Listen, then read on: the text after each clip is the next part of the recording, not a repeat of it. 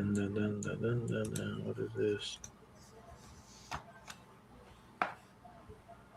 What the hell?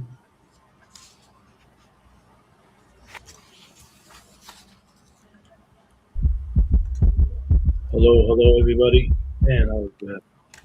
Salute, everybody. Appreciate everybody coming in. Appreciate people already in the chat. Salute to everybody. This is Pharaoh Basham, Basha Pharaoh. This is SBK. Appreciate everybody. Salute, Madame. Salute, Blue. Genesis One, Waco. Appreciate everybody. What up, VS? Appreciate you for coming in. If you guys want to hit the panel, this panel's open to anybody. Go ahead, guys. Introduce yourself and what you guys talk about and what you guys do. We can start with SBK. Go ahead, sir. Yeah, I'm SBK Media. Been on YouTube for I've been on YouTube for a while, but I have my channel, it's SBK Media Texas. We talk about politics as well, but we also talk about a whole gamut of things. We talk about relationships, love and marriage, Hollywood gossip, um, self-help, parenting, the whole 9 yards. So you can't miss us with anything on the channel. So we just had a live stream last night. Um, Interviewed a lady that's been following me. So you guys go check it out. But yeah, I talk about a number of things. So Hassan, I appreciate you bringing me up. It's an honor to be on the panel and talk about, world events and topics and stuff like that that needs to be talked about more and have different perspectives about it. And so I appreciate you. And anybody that follows me, please go and subscribe to these fellas.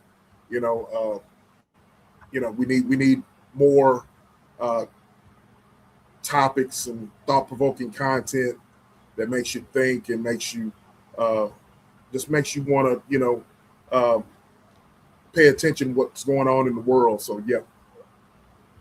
I appreciate. Go ahead, Basha. Pasha Paro, Basha Paro. I create the unmistakable you. Pleasure to be here today. Let's get started. Appreciate it.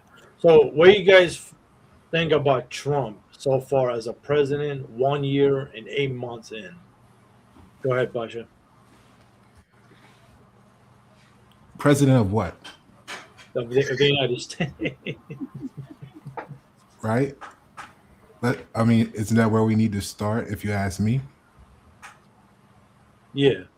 President of what, and what is that to you? Okay. Go ahead, SBK. You have a response for that? Um, I guess the original question is what do I think about it? Yeah.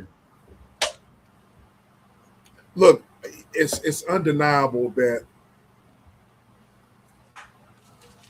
this is his second term. It's undeniable that him being in office has caused a lot of division, whether it's racial division, political division, worldwide division. There's no denying that whether you are a Democrat, Republican, whether you are a independent, there's no denying that there's a lot of social unrest. That there has been a lot of social unrest, even though it's always been there. But you can agree with me, and I'm people can agree to disagree, but there's no denying that since this guy's been in office, there's been a lot of turmoil and a lot of confusion. And so that's what I think of him while he's been in office. That's my whole answer. It's just been a lot of division since he's been in office.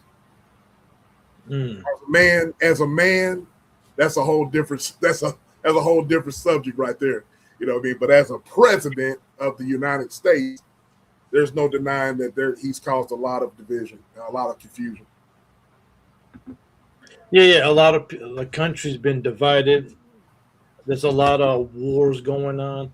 Now, when do you think that this will end? Do you think will end when Trump ends his presidency, or is going to continue? Because now these wars, especially in Ukraine and Russia, Iran, and the United States, they're intertwining with each other.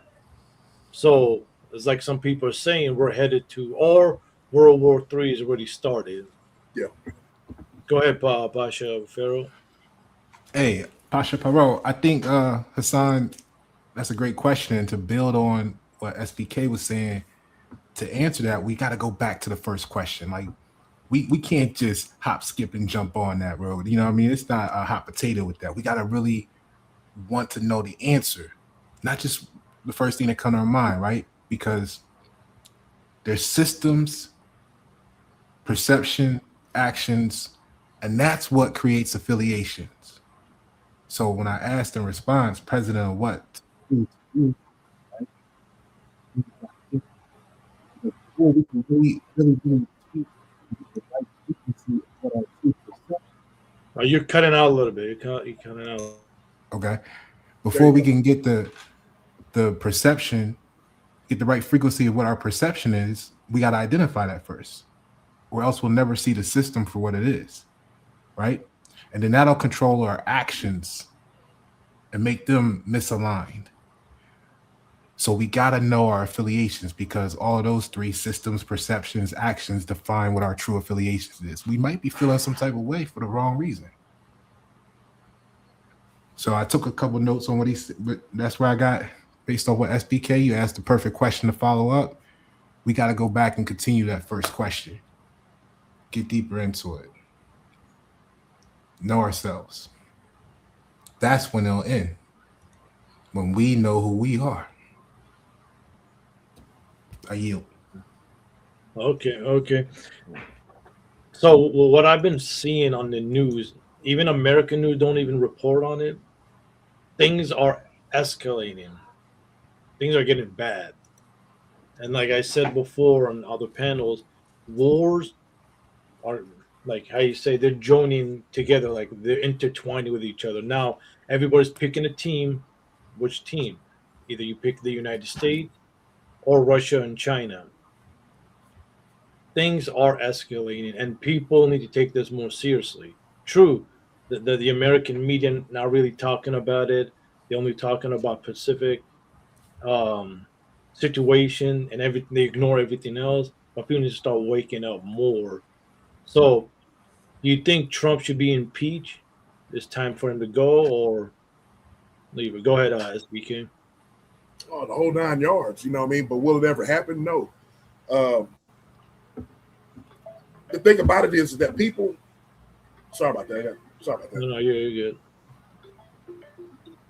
The thing about it is, a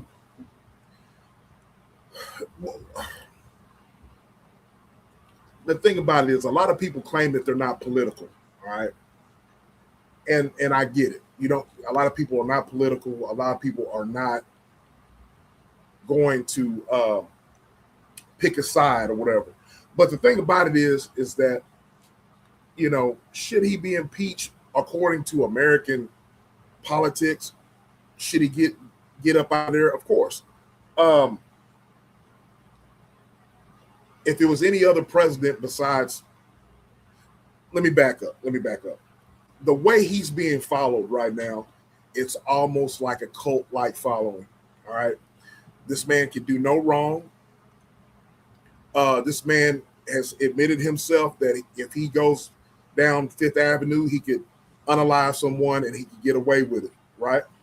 So the way he set things up in government, and since he's been in office, he's literally got away with a lot.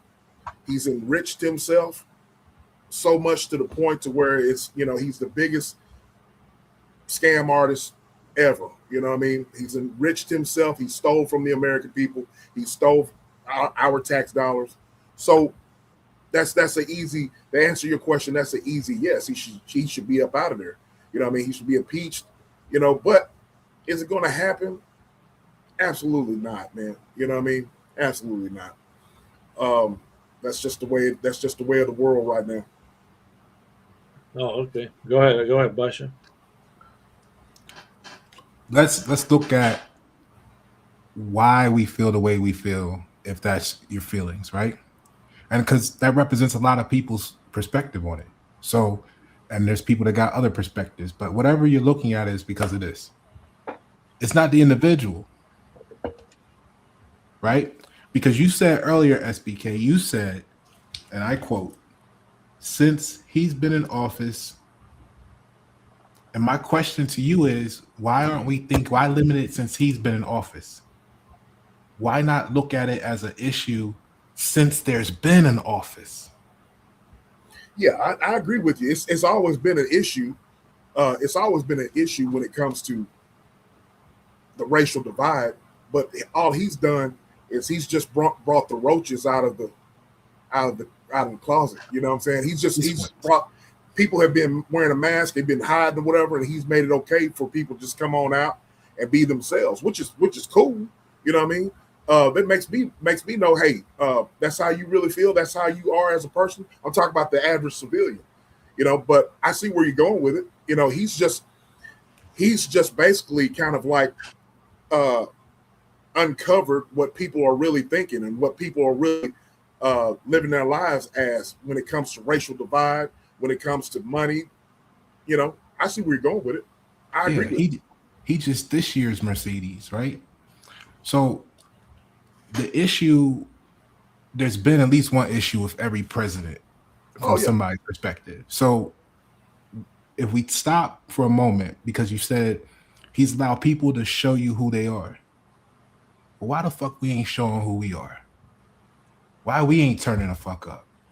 Right? Because that's what I'm trying to do. I know why people look at me crazy, because I grew up watching Pinky and the Brain.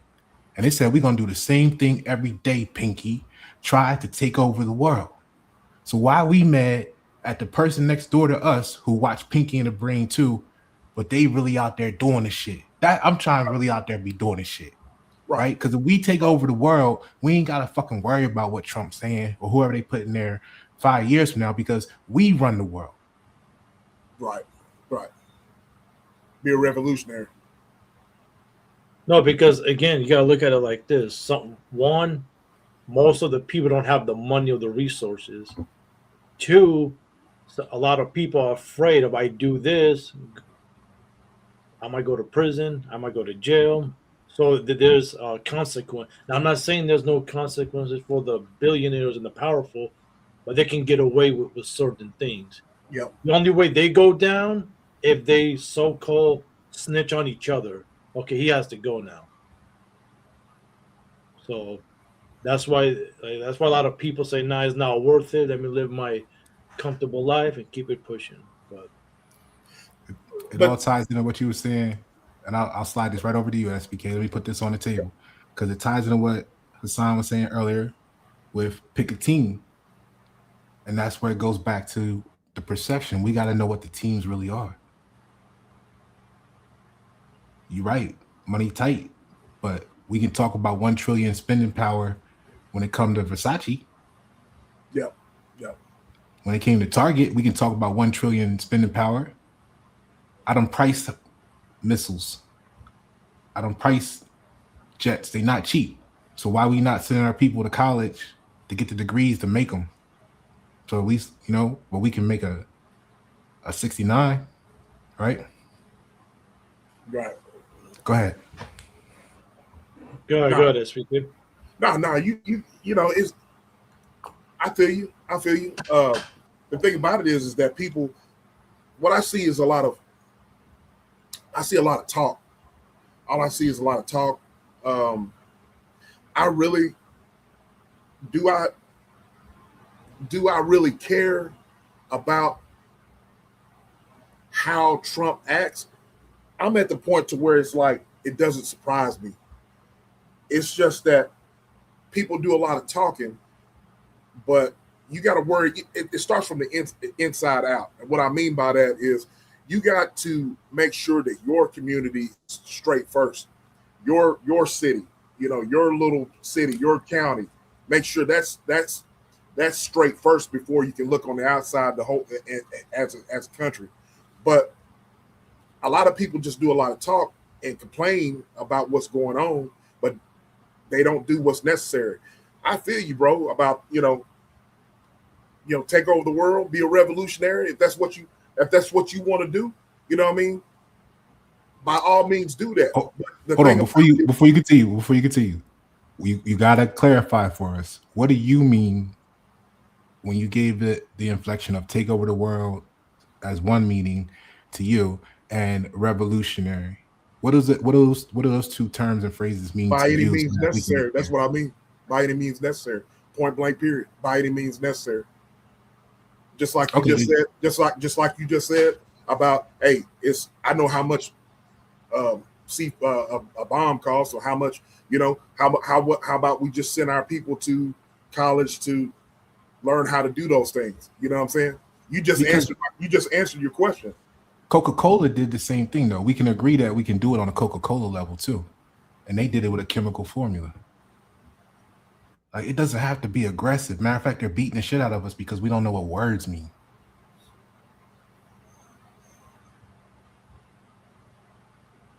Please continue, though. That's it. That's it.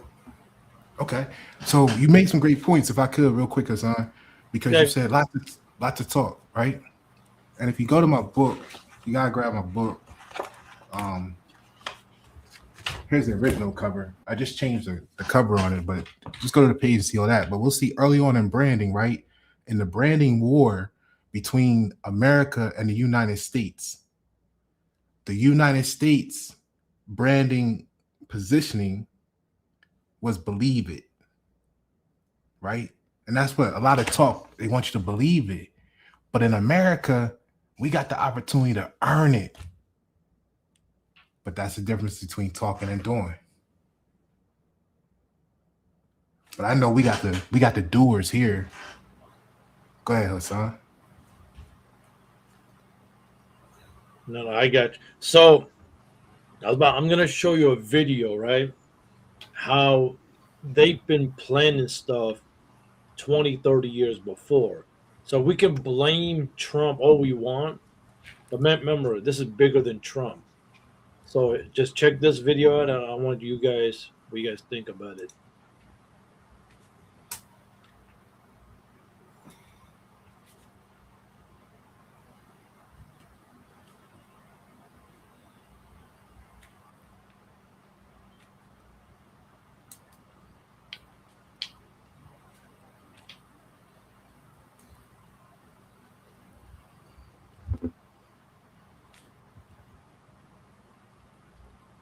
About 10 days after 9/11, I went through the Pentagon and I saw Secretary Rumsfeld and Deputy Secretary Wolfowitz. I went downstairs just to say hello to some of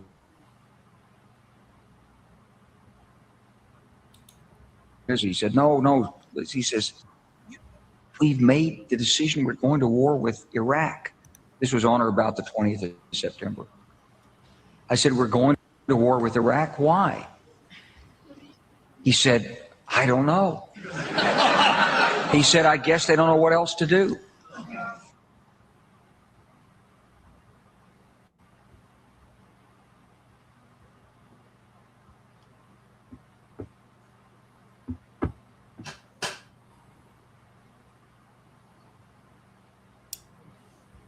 Is it just me, or do we? It's cut out. Can't hear it.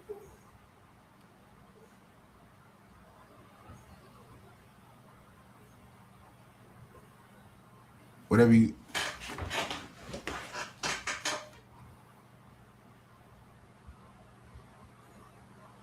You're muted. You're muted. What about now? Can you hear me? Okay. Yeah. You can. Yeah. I hear you now. Okay. My bad. Nah, that's how great. much you guys? No, how much you guys heard of it, of the video? Do you guys hear anything or no? Yeah, I'm familiar with it. You familiar, SBK? Yeah. Put it in the chat if you're familiar with it. Put it in the chat. Because I think we all here, we collective. Yeah.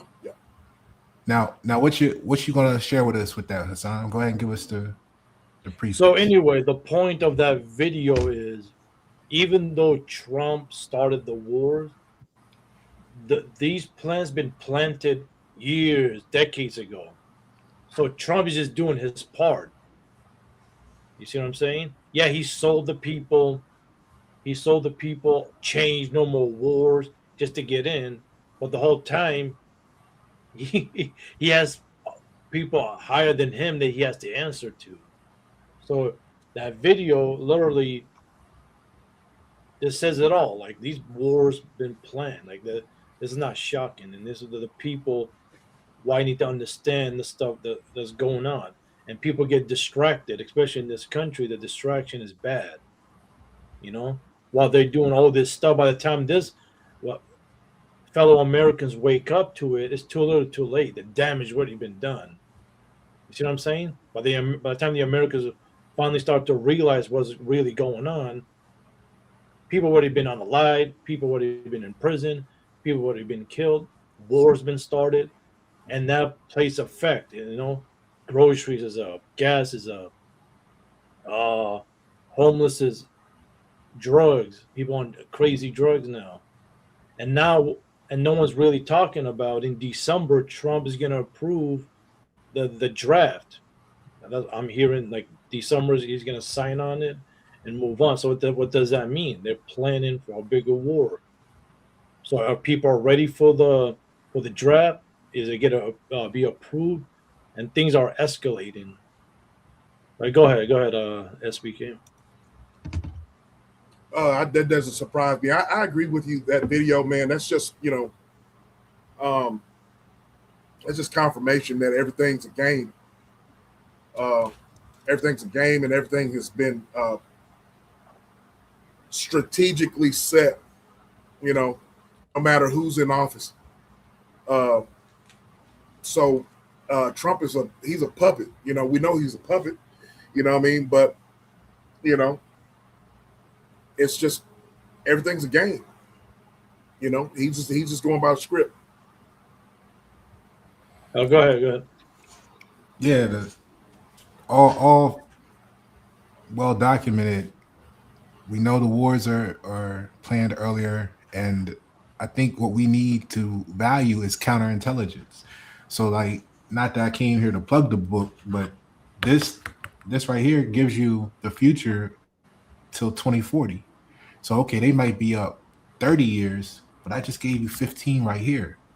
But are we looking for that, right?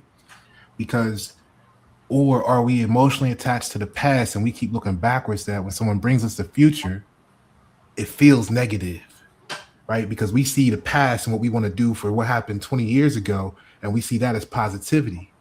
So to a negative person, positivity would feel negative. Now here's someone like me and you and Haas coming with the future, and people are like, oh, that's negative. Oh, you a conspiracy theory, or you this, you that, because they got to give it some sort of negativity because they don't realize they're looking backwards, right? So we got to appreciate that in us because we looking forward. So when you see what they used to talk about, whether it's called a president puppet or whether we look like this way or whatever you want to call it, right? He's the chief of staff. The chief of staff.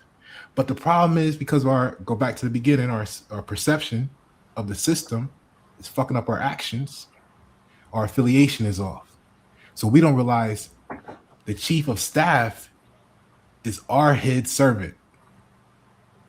We don't put them up here and ourselves down here when we, the people, are here and the staff is here. Now, once we get that alignment correct, Constellation, right? Mm-hmm. We start asking for different things in different ways. What's the other note I got here? That's it. I yield.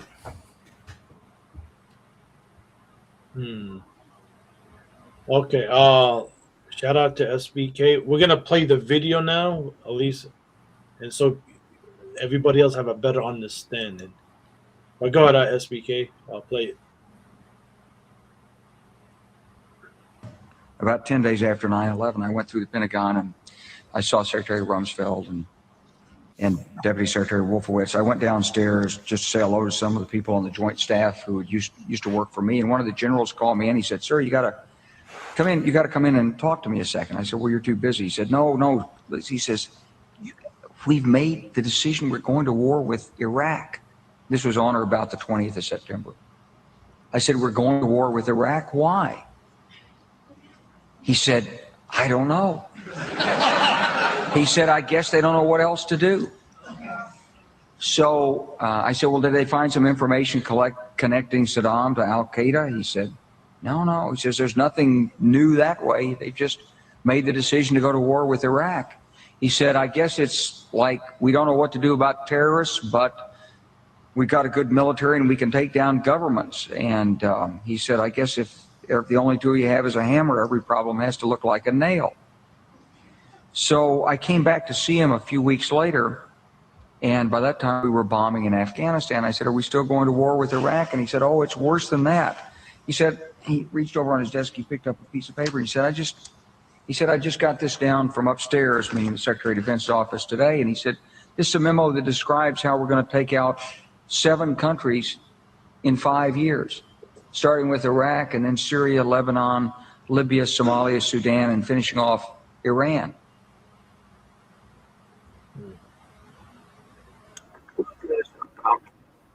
So finishing off with Iran. Now remember, they started Afghanistan, Iraq, Syria, Yemen, Somalia. They're already at war. Now the leader, this was crazy. What up, Foxy? Thank you for coming. Now the leader of Syria, remember, he used to be a former Al-Qaeda leader, right? So this Al-Qaeda leader they changed the image. He's run Syria now. Now the play is this Syrian leader in 5-10 years, he's going to be the new boogeyman. So in the 5-10 years elections, they're going to point the finger at him. This guy's evil, Al-Qaeda. He's going to take over the world or whatever, the play. So they can justify that war in 10-15 years from now. So, and Trump admitted, yeah, we helped him. We helped him put him in power. If you look him up, 5-8 years ago, he was most wanted. They had like a 15 million bounty on his head. It's like, now they clean the image. Now he's the good guy. That's what they do. That's what everybody got to understand. That's how the Cold War was from the Russians and the Soviets and the Americans. That's how they did it. Now we're living in a technology world. Now every information is out there. Now they can't really play that game because people are more aware of more stuff, but they try different things to justify what they're doing. Well, go ahead. What do you think of that SB game? Oh, man, I'm just soaking it all up. Yeah, but that all makes sense. Like I said, it's just everything is strategic, and I just think that the bottom line leads all the way back to money. The reason why our country strategically does stuff is to enrich itself. It's not helping us as citizens here, of course. You know what I'm saying? But that's just the way it is. Go ahead, Basha. It's not actually the fiat currency because they print the currency, right? If we look at it as what we're really talking about, let's say you own a business, even if you look at your channel as a business, both of you, right? And the people in the audience. So what do you do when you planning stuff for your business? You sit down, you make your little notes, you produce a memo, you send it to everybody, then y'all approve that, it goes to the next phase, and then you roll it out depending on how big your company is. Ain't that what you're talking about when you say the president or the whole organization plan wars 30 years ahead of time? Mm-hmm. Now, is it the money they're after? Because they print the currency. The money don't mean nothing to them. The fiat currency don't mean nothing to them. But what is war? What is the etymology of war? It has to do with confusion. See? Right now, the confusion might be that you think, not you, but people think Trump is different than Putin. Like they not on the same team. Again, once we look at the system differently, our perception is different. We see the system differently. The actions, theirs and ours, look different, and we see different affiliations. So it's about control. Like they saying, after resources. But it's control. And that's why I advocate that we get rid of the currency completely. Because then that would give us equal access to resources. And once AI and automation get full speed, we'll be right there with it because it'll cost nothing to produce anything. But if we, the people, don't get our position right before that happens, they gonna put us where we want to be, where they want us to be. Because they're the chief of staff. That means the staff is under them. If the people don't control the staff, what happens? Staff overthrow the people. Then the people become the staff.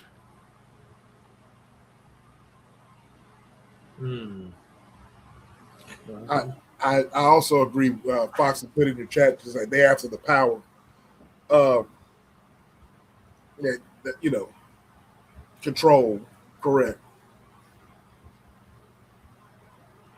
Yeah. I mean, like Babasha said, they already print the money literally. So what they after? So you got to think about it: power, control, territory. They want to be the empire, so to speak.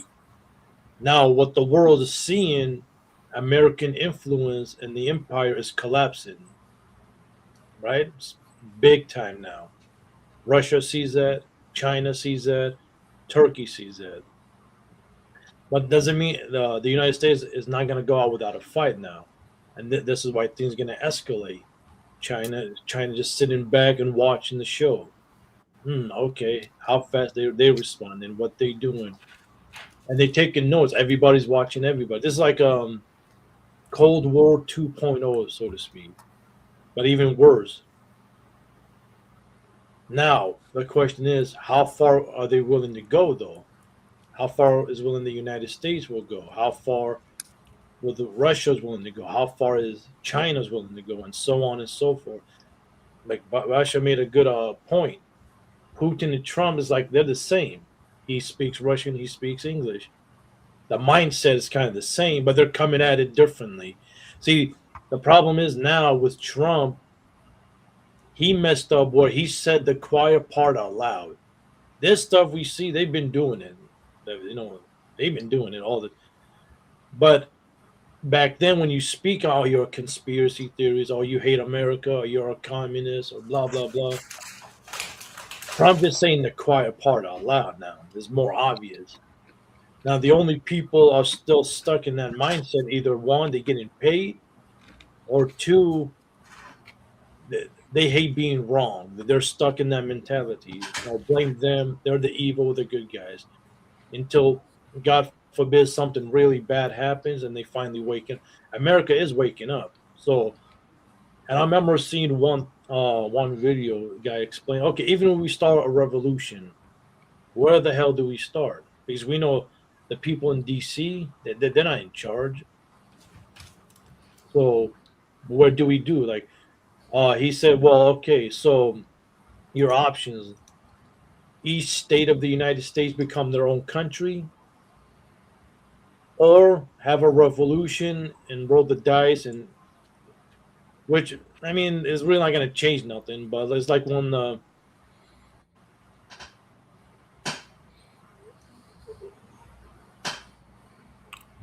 He'll be right back. Yeah, he was right. Go ahead, bro. I think he's making a great attitude, which is where attitude means position. Right. I was gathering from there. Let's look at what's the United States again, and what's the American. Because when he said the American empire is collapsing, I would challenge that from a perspective of, do we know the difference between the United States and America? Because America empire been the same size. The United States is like Walmart. So Walmart might have 30,000 stores. I don't know, that might be outrageous. Let's say 10,000 stores, right?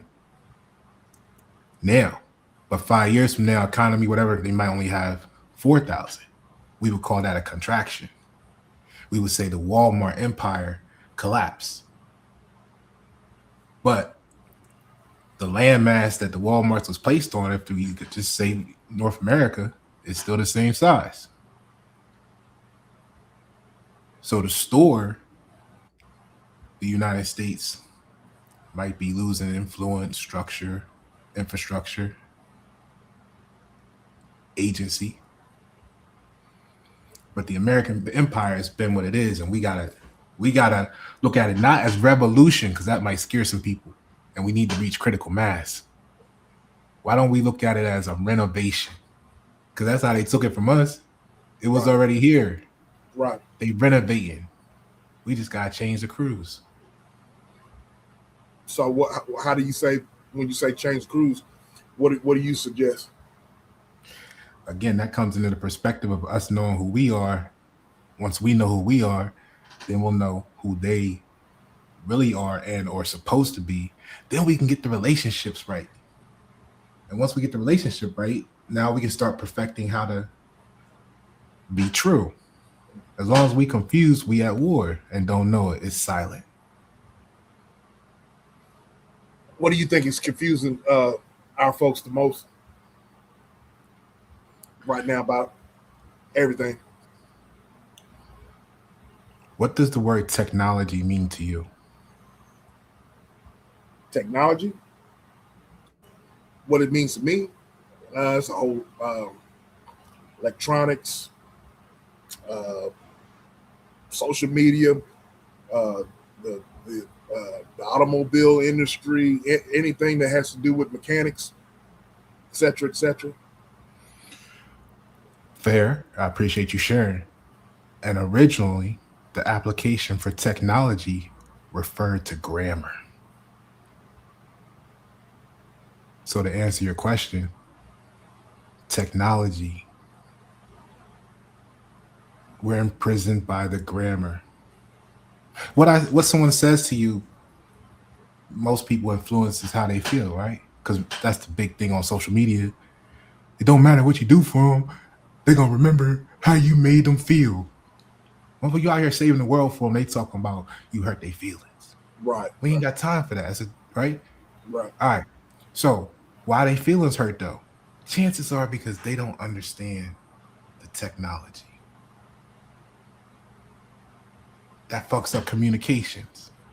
Now you in a war with fucked up communications. How that gonna play out? So what do you say about people that look like you and me that are perpetuating the confusion? If you know what I'm saying. You know, people like you and me who recognize what's going on. We're talking about it like we're talking about it right now, but we got folks that look like you and me that are perpetuating a lot of confusion and just have talking points that are not going to promote what you're talking about as far as with technology. It's fair inquiry, and the new racism is not a skin color; it's conscious level.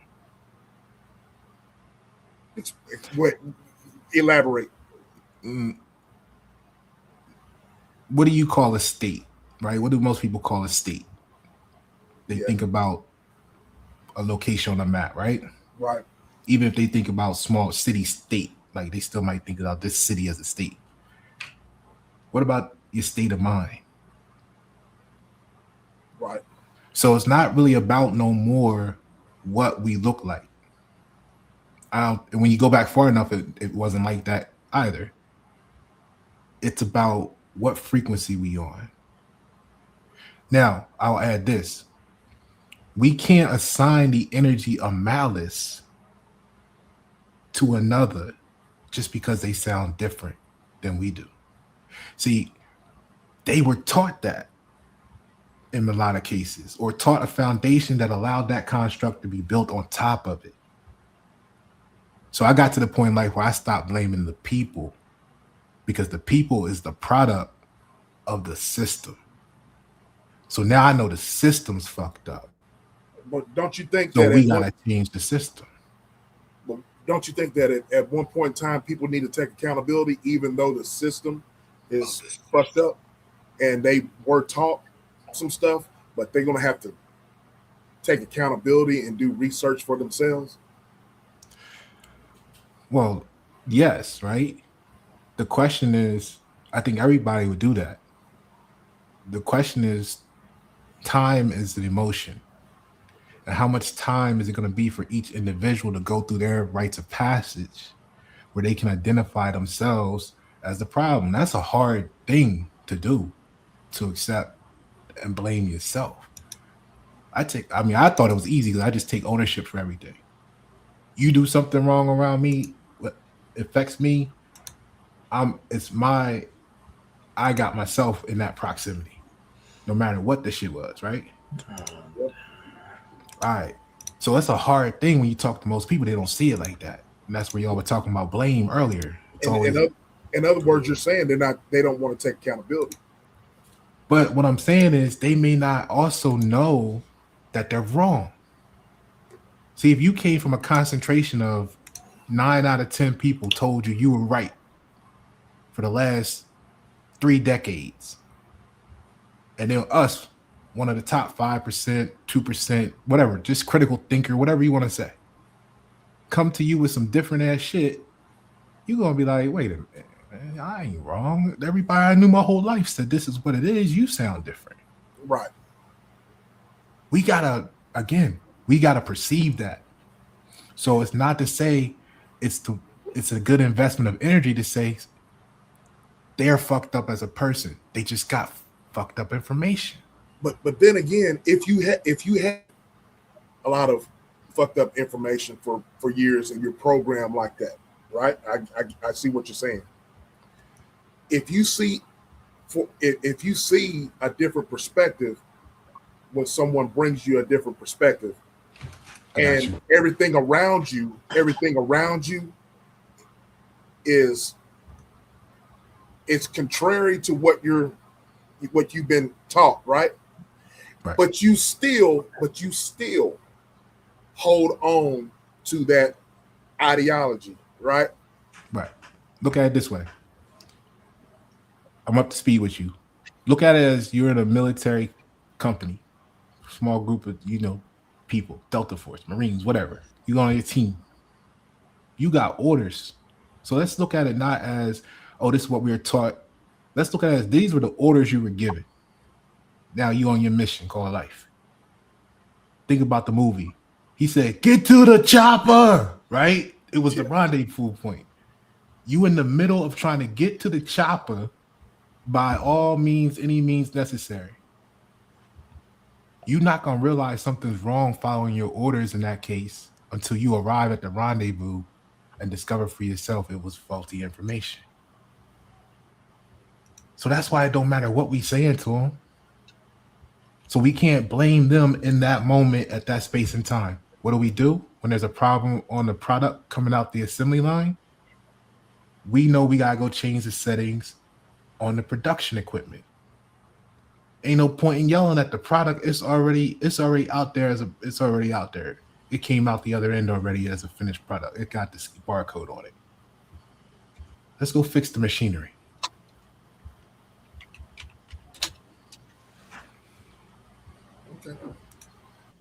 Okay.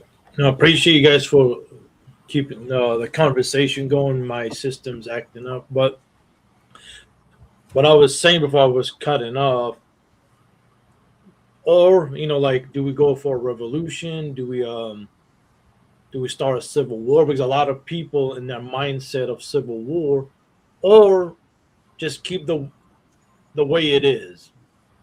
Because I don't think a lot of Americans are ready.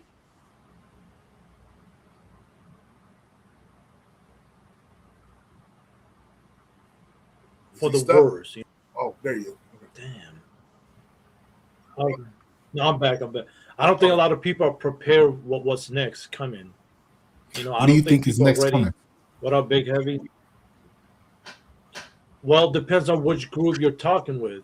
If you're talking with certain conservative, Republican, white, their mindset is civil war.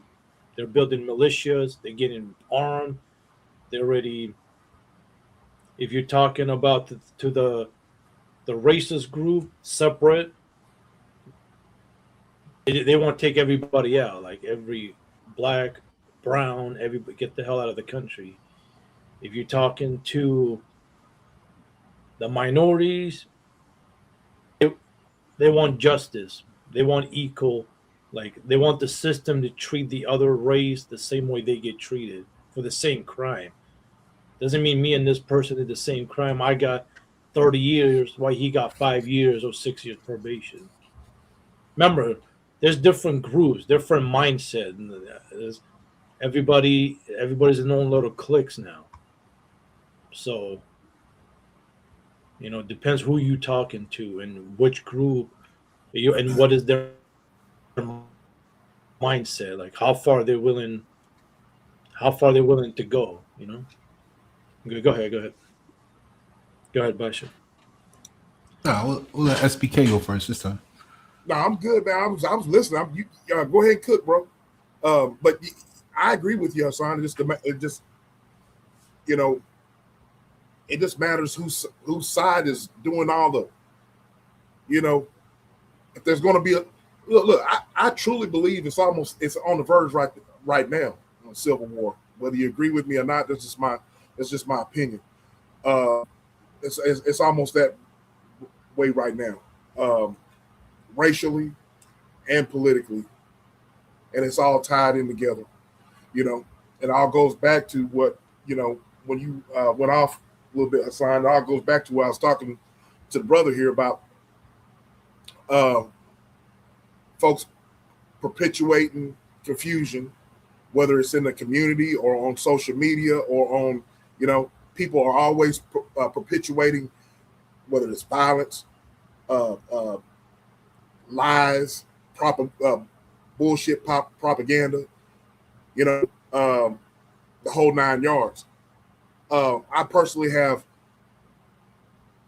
personally do not like to hear when people just causing propaganda within the community that's going to be detrimental to our folks. You know what I mean? So, it's too much confusion as it is. Go ahead. I'm sorry. Go ahead. Oh, you're good. You're good. No, what I was about to say is propaganda, though, is working for the most part. Depends on the meaning, like they're trying to push their agenda. And again, propaganda always worked in America. This is before even social media. We got to go back to the news, radio, paperwork. Yep. So propaganda is always going to be there. Oh, yeah. So, and people, either they like to follow, like, how they say a bunch of people are sheeps, and they just like to follow whoever has the the biggest noise, whoever has the most money, so to speak. And they just like a bunch of follow. What up, April? What up, Heavy? Salute everybody coming in. But yeah, everybody's a bunch of followers, So meaning, sometimes is it worth it? Like, okay, we go out, we protest, we do a revolution. Is it really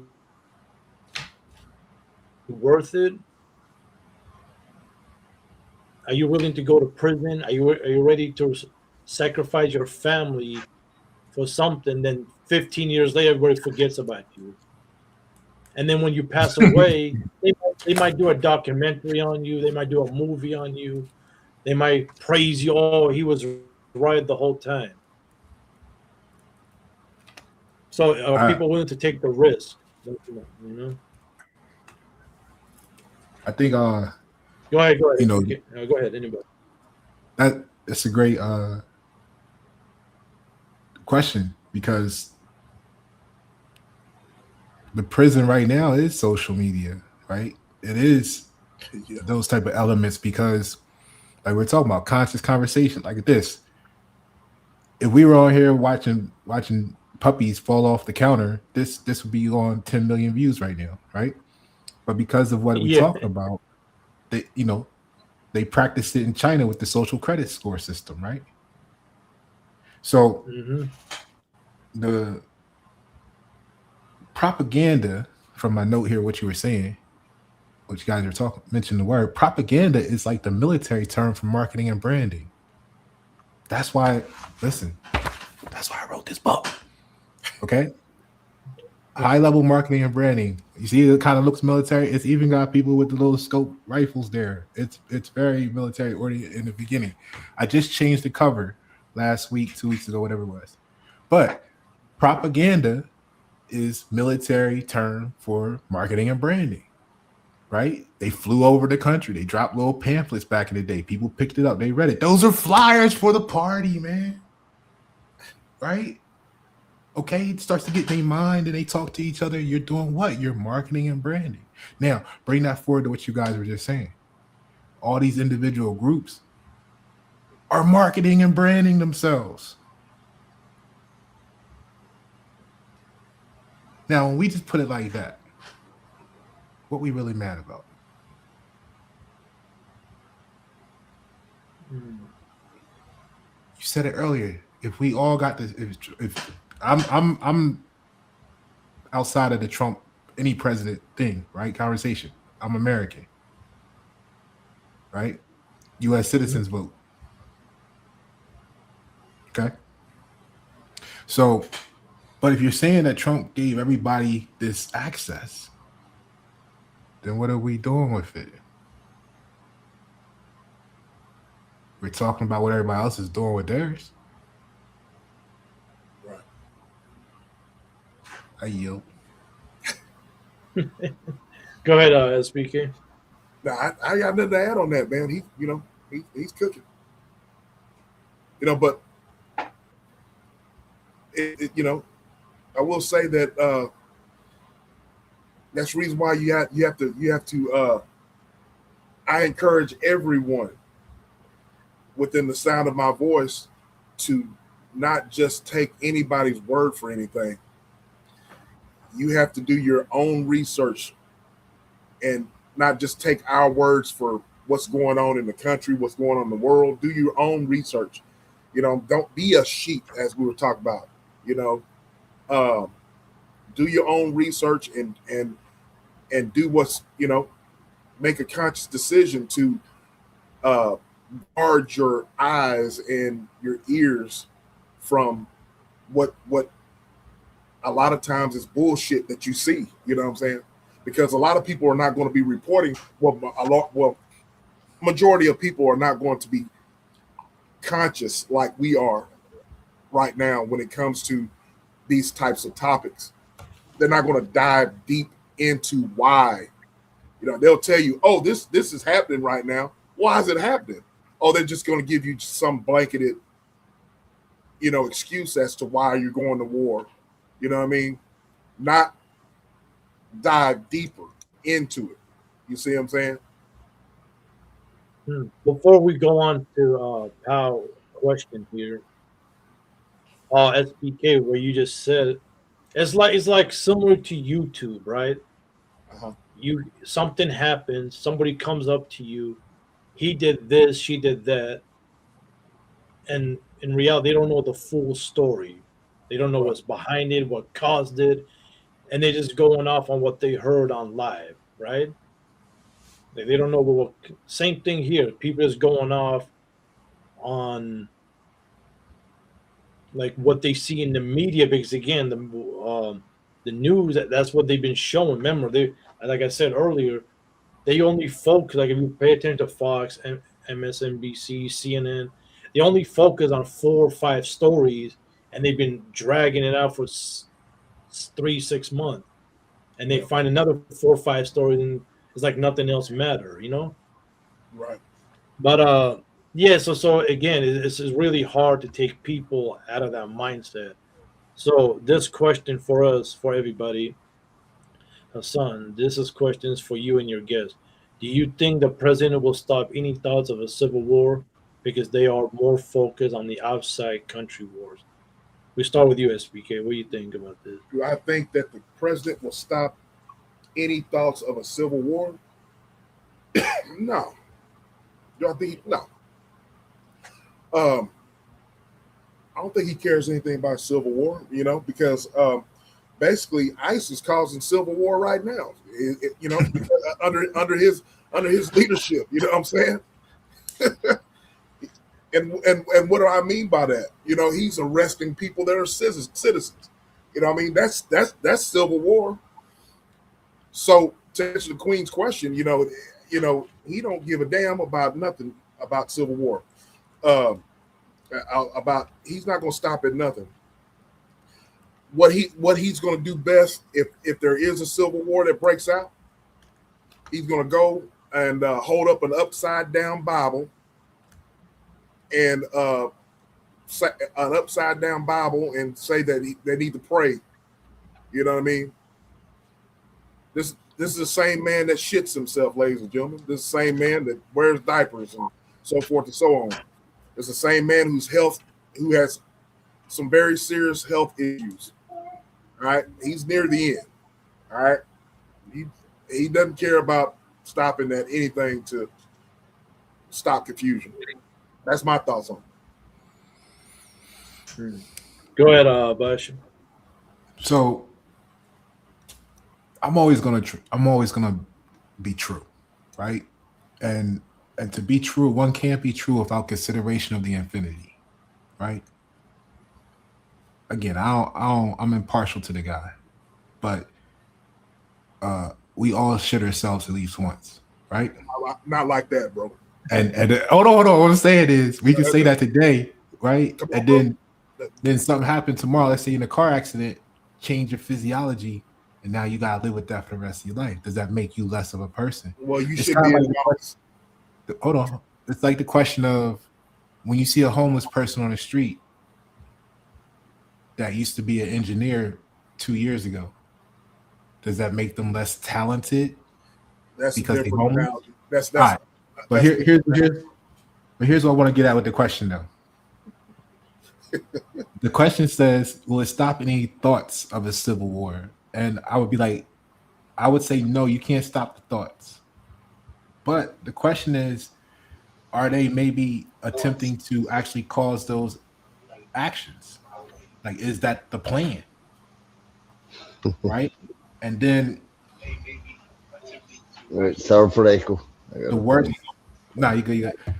I'll close up here with the question with this, because the worst thing we could do right now, no matter whose side you're on, is have a civil war. Because they operate on emergency powers. As soon as you have a civil war, that's going to give them more bills. I love what you're saying right there. It's not politics. It's just turning the people against each other for smaller issues and shit. You're all Americans. Like, stop fighting about the petty shit. Get along.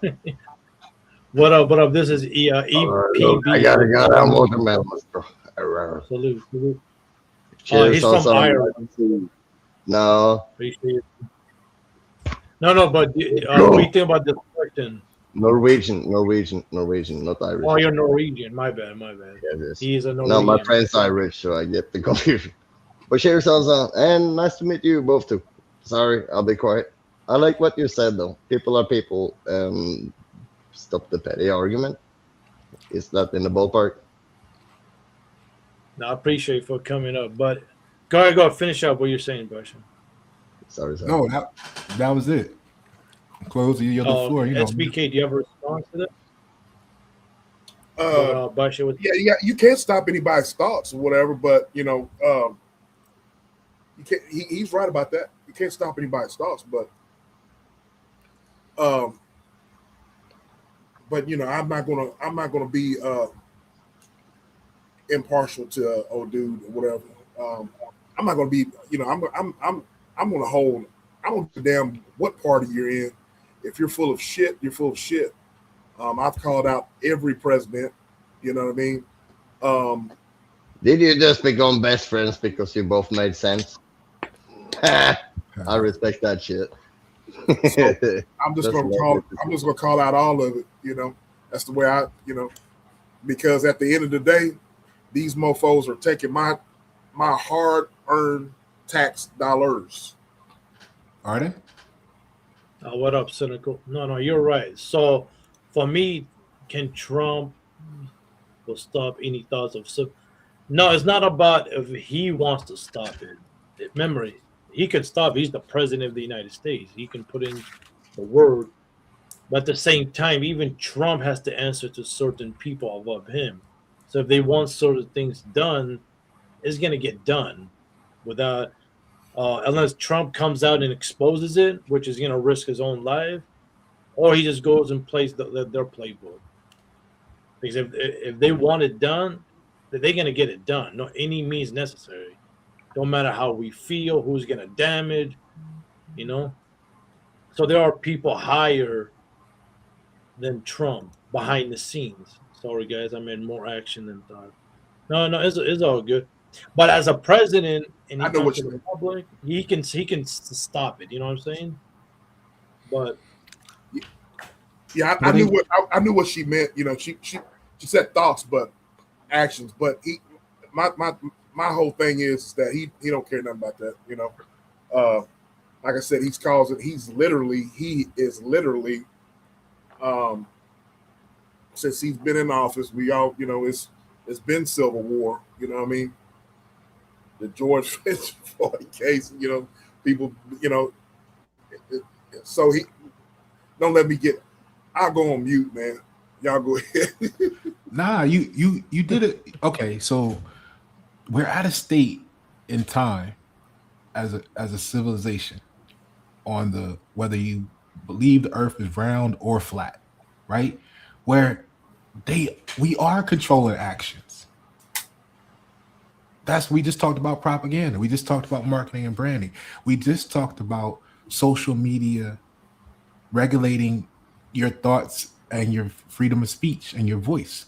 Now, what happens? The social media programs the people who are on social media. They give you the rules. You shouldn't say this, or else your posts only go to 5 people. You should say this, and we'll send it to 10,000. That starts to program acceptance.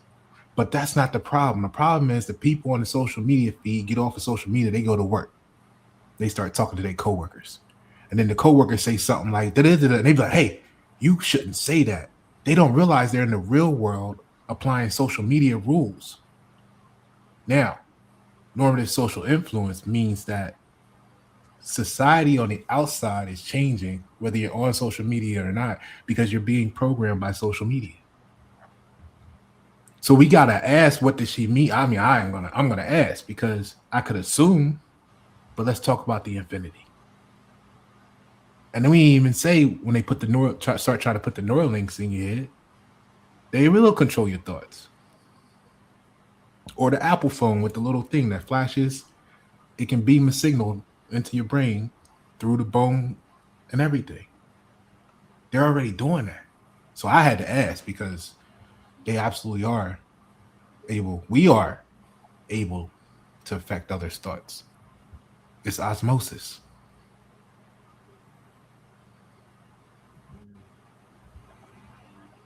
I just think once we actually know, we feel better. We feel differently about stuff. Okay, so next question.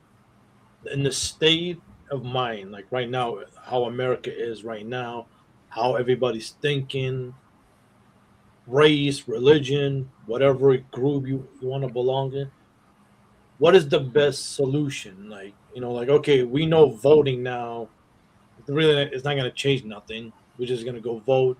Same problems in 4 years. Nothing's going to change. No one, like I said earlier, no one's ready for a revolution. Everybody stuck at home. No one's ready for those damages to happen to them. Or, like I said earlier, we just keep things the way they are and just keep complaining, you know, and live whatever life you live. Because remember, the state of mind everybody's in right now, we can't even agree on nothing. Politics, you know, we can't agree on nothing. Everybody's just going along with their group and whatever they're saying. Or sometimes they flip flop. So go ahead, SBK. So you're just asking, basically, what should we do? Basically, Yeah. Well, what should do? Like, what's the solution? Is there a solution, or just leave it the way it is? you know, I mentioned it earlier. it starts from where you are currently, where you live at, is where you start with your family, right? Mhm. You got kids, you got a wife. You start there, teaching them, of course, right from wrong, of course, but teaching them about the value of propaganda. Talk to them, teach them about what's going on in the world. Teach those who are around you, and in turn, your community. I mean, if you believe in voting, if you believe in making a change, okay, well, start in your city, in your current city. You know, if your neighborhood has a neighborhood watch meeting or whatever, be involved in it. You know what I mean? Control your own little world first. You know what I mean? Uh, those in your community, that if you see someone is hungry or whatever, and you got a group of y'all want to come together and help out, it's do that. You know what I mean? It starts from your community first. You see what I'm saying? And then you branch out. I think people are looking at the whole national scene and looking at Trump and all this type of stuff and looking at, the price of groceries and all that, which it is, the price of groceries and the economy and all that. It's horrendous. I get it. You know what I mean? But it starts at home first. It starts in your city, your community, your county first. You know what I mean? You say what you want to say about the Black Panthers in the 60s or whatever, but they had those breakfast programs for the community, and they, you know what I mean, and they had outreach programs and so forth and so on. Were they militant? Of course, okay, but they helped out their community. You know what I mean? You can't deny that. You know what I mean? I'm not saying I want people to listen to me. I'm not saying about being military minded, so to speak, which you should be. But what I'm saying is you got to take care of your own world first, and before you start talking about national situation. Yeah, recognize that we are in a national crisis. Yeah, recognize that. You know what I mean? But control what you can control. You know what I mean?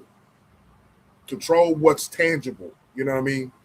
Be involved in your community. Be involved with your family. Be involved with programs that help out children in need, single parent homes, and all that type of stuff. Be involved in all that. You know what I mean? I've always preached that. You know what I mean?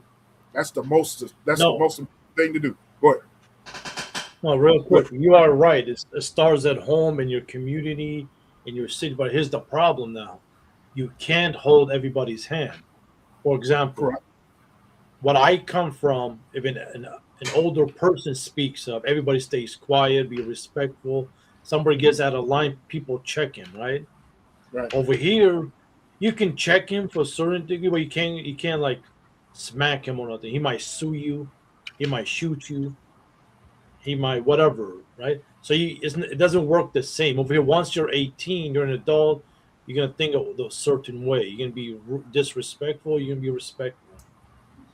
So you can't really check people unless they're in your house or disrespecting in your house. If they're in the streets, there's so much you can do. He's insulting me. Now you got to deal with courts and stuff.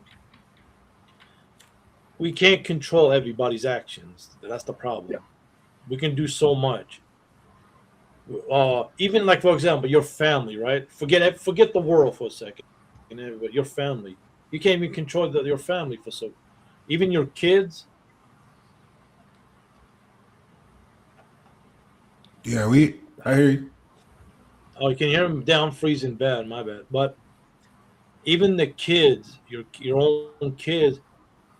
Okay, yeah, you have more say on, but once they turn adult, they might go military, they might go to college, they might go play ball or whatever life takes them.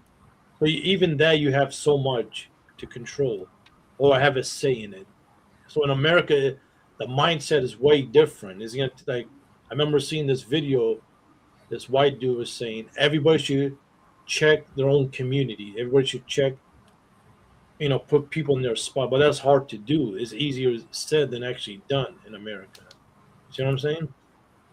Yeah. So you really can't control everybody like that. It's really hard. All right, go ahead. So, Basha. no, you're good. First of all, thanks for your patience. Let me answer this question. It was the one. No, you're good. Once they started with the little camera, they use a different flash, an infrared flash for the face recognition system, and it'll flash every like 5 seconds at pulse. When you can Google it or YouTube it, whatever number that was, because I don't know iPhones. I got Android, but that's when they started it, and you can research the technology further. It can put thoughts right into your brain, and it transfers through the bone up to 3 feet. Right. All right, cool. So now to go back to the conversation, SBK was talking about helping the community, right? Which is a big topic. The thing is how, right? How?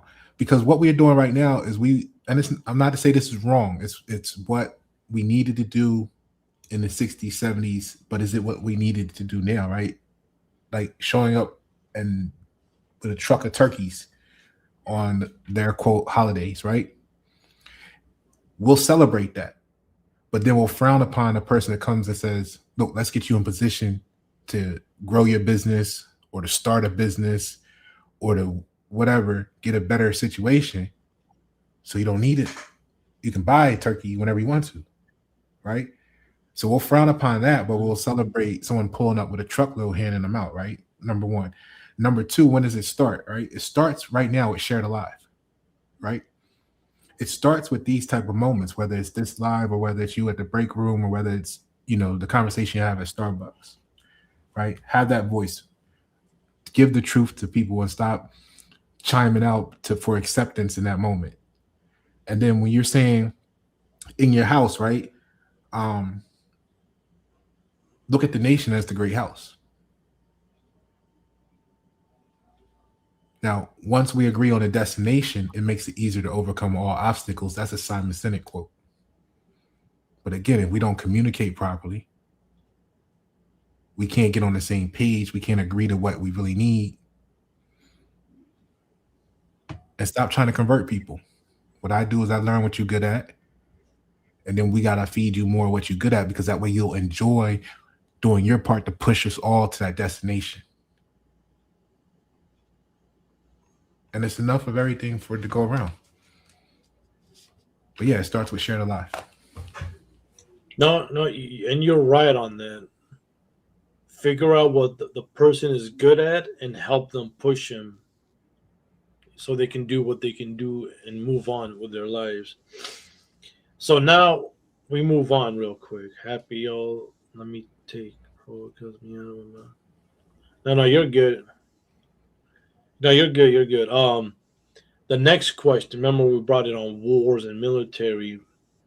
What you guys like right now? North Korea has announced they're gonna send 50,000 troops to fight in Ukraine to help the Russians, and then at the same time, Ukraine attacked an Iranian ship that was going sending oil from Iran to Russia. So go ahead, Basha. We start with you again. What do you think about that? I would say, looking at it from strategically, it was inevitable. We know North Korea, China, and Russia has an alliance, so that was only a matter of time. And then if North Korea is going into it, then it's only a matter of time before China, and then Iran is on the same team, right? Once we start to look at those perspectives.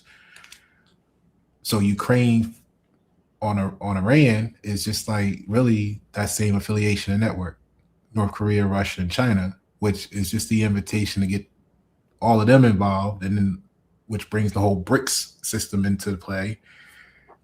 All this is a destabilization. Why? Because they need to control the people. right? What's gonna happen that this is gonna escalate to that is gonna cause them to say, now you need the Neuralink. The paper passport ain't good enough no more. We need you to have this chip so we can scan you when you're born. Neuralink.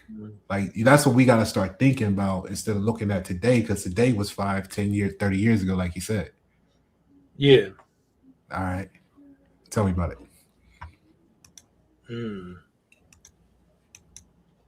Yeah, you're right. It's gonna add all.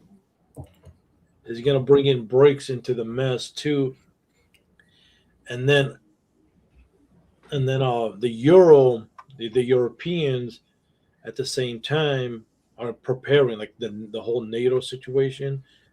They're building up. They see what Russia's doing. NATO and I don't know if you know the country Latvia. They shot down a drone coming to their border, so that might be another risk. And then the couple of days ago, Putin, he went to this islands, and they have like disputing with Japan. Now Japan is mad about that. The Japanese and the Russians are arguing about these islands and who they belongs to. So that the tensions are high, and then China over there, you got them building up around Taiwan. Yeah. And here's another thing: people forgetting about the other wars. The wars in Africa right now is happening. Right now, 2 days ago, a day ago, I just seen the United States and the Mexican military and government building up to fight the cartels. Earlier this year, when they bombed Iran, they went into Nicaragua, remove another drug lord. They had a little battle there. That did not make a lot of news. I was surprised by that. So, and then don't forget the wars in Asia as well. So things are piling up. Now people choosing sizes, people getting weapons, intelligence, training, equipments, food, whatever they can get their hands on, some intelligence. It's not looking good, it's not looking good. And then, so the big question, and don't forget the hacking and the cyber attacks. So there's a lot going on at the same time. So, are people ready for this? And at least in America, like, are you prepared? So the question is now, are you prepared to fight? And even if you do, let's say the draft gets past it, are you willing to go to the draft, or you just go to prison? Go ahead, SBK. What do you think?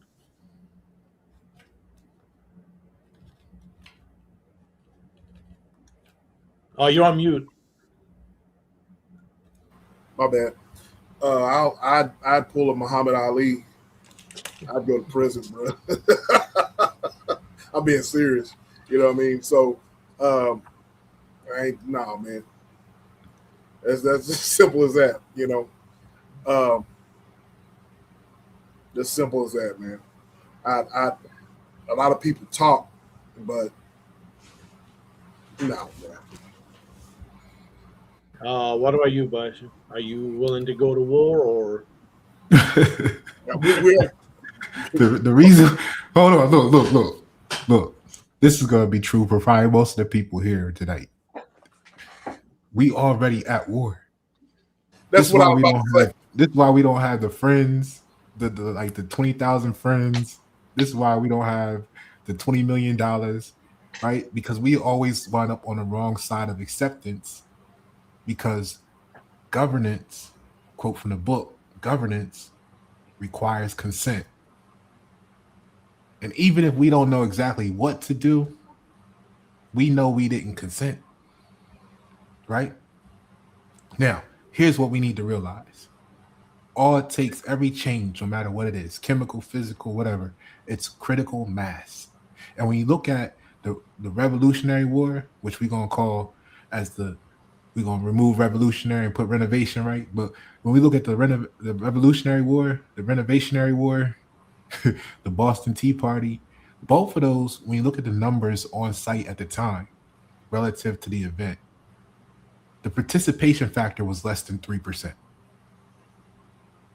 Now, by today's population, that means we need to acquire 10 million American mindsets.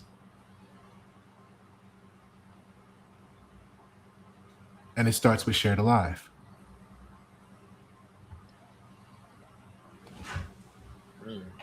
Great point. I was just going to say that we're already at war within ourselves right now. You know what I mean? I was just going to say that. But great point. Thank you. Team Great sport. Thank you, Pam. But yeah, It's a team effort, guys. Yeah, we are already at war, you know, and things are going to get a lot worse, you know, and people starting to see it with gas is up, food is up. What up, Joshua? Salute to Joshua. Appreciate you for coming in. Just things getting out of control, you know, and I hope everybody at least get your home, focus on your little home, you know, your family, because you can't fix the world. The world problem is never going to end. We're always going to wake up to some BS, you know. And now, I don't think the next generation, they don't even know what the hell they're fighting for, you know, like what they really going to get into when things escalate to the bigger wars coming. Because this is just the beginning, what we're seeing. This is like baby step. Remember how World War II started? It didn't start in 1939. It started with the Japanese invading Korea, then a little bit of China, then Germany entered Czechoslovakia, and so on and so on. Then it built up and then out of control. Same thing in World War One. So this, and everybody's on edge now. Everybody angry. Everybody's pissed. Everybody's pointing the finger at the other. So now it's slowly building up, you know, like the hacking, like what's happening in Cuba. Like they surrounded the whole island, the islands, but people just dying left and right. Look what's happening in Haiti. So things are definitely getting out of control. You know, just protect yourself at least and the people around you. That's the very least you can do. And pay close attention. Pay attention on what's it going. Watch your Super Bowl. Watch your World Series, World Cup. Well, pay attention, goddammit. Pay attention to what's going on. Before it's too little, too late. We got yeah, go ahead. We got slow kills. That's like the American food supply. That's a slow kill, right? And then we got the wars, which is the quicker kills. But where we need to start is we need to, my note here from what you were saying, your question you asked earlier, a moment ago, I had a post that I did today that was talking about, can your region produce 5 different things? And for the sake of this video and this conversation, let's change the word a little bit. Can your region produce 5 essential things? And then when you do the etymology of the word region, it's a large tract of land, which could be a country, right? A kingdom. But what people refer to their home is their kingdom and abode, right? So your home may be a kingdom. So it's relative to the size, right? So can your region produce 5 different things? And I'm irritated that we haven't got that with the COVID situation happening and with the port workers strike happening and all of those imports that people want to buy, you know, they couldn't get to. And then they felt like something was wrong when the only real problem is, can your region produce 5 essential things? Now, once we get, that's why I need you to start a business. That's why we need you to start a business. That's why we need everybody in the crowd and the audience and the chat to start a business and produce something. And something different. We ain't all gotta go in doing this AA, everybody doing AAA, right? We need the whole alphabet, right? We gonna need some metal workers. Mm-hmm. We don't need everybody to be a barber or to do hair. Who can make a gun from scratch? Who can make a computer with the right components? Who can code? Who can nurse? Who can doctor? Who can surgeon? Can your region produce 5 different things? And once we focus on that, I guarantee everybody's life changes. If you look at your neighborhood as a country and start getting it together about let's grow our national GDP, then we ain't got to worry about China. We ain't got to worry about the United States government. Because then we will be the true form of the American people.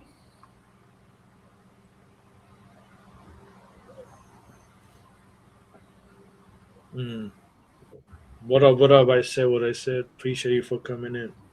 Go ahead, SBK. You had a response to that? No, man, he cooked, man. You know, everybody needs to look outside the box or whatever. You know what I mean? Start your business, whether you know, and he hit the nail on the head there. You know, a lot of people, you know, first thing they think, you know, build a restaurant. You know what I mean? Build a restaurant or something. Hey, we need more than restaurants. You know what I'm saying? Need more than restaurants. We got, you know, a lot of our folks are talented, so you got to think outside the box, man. You know,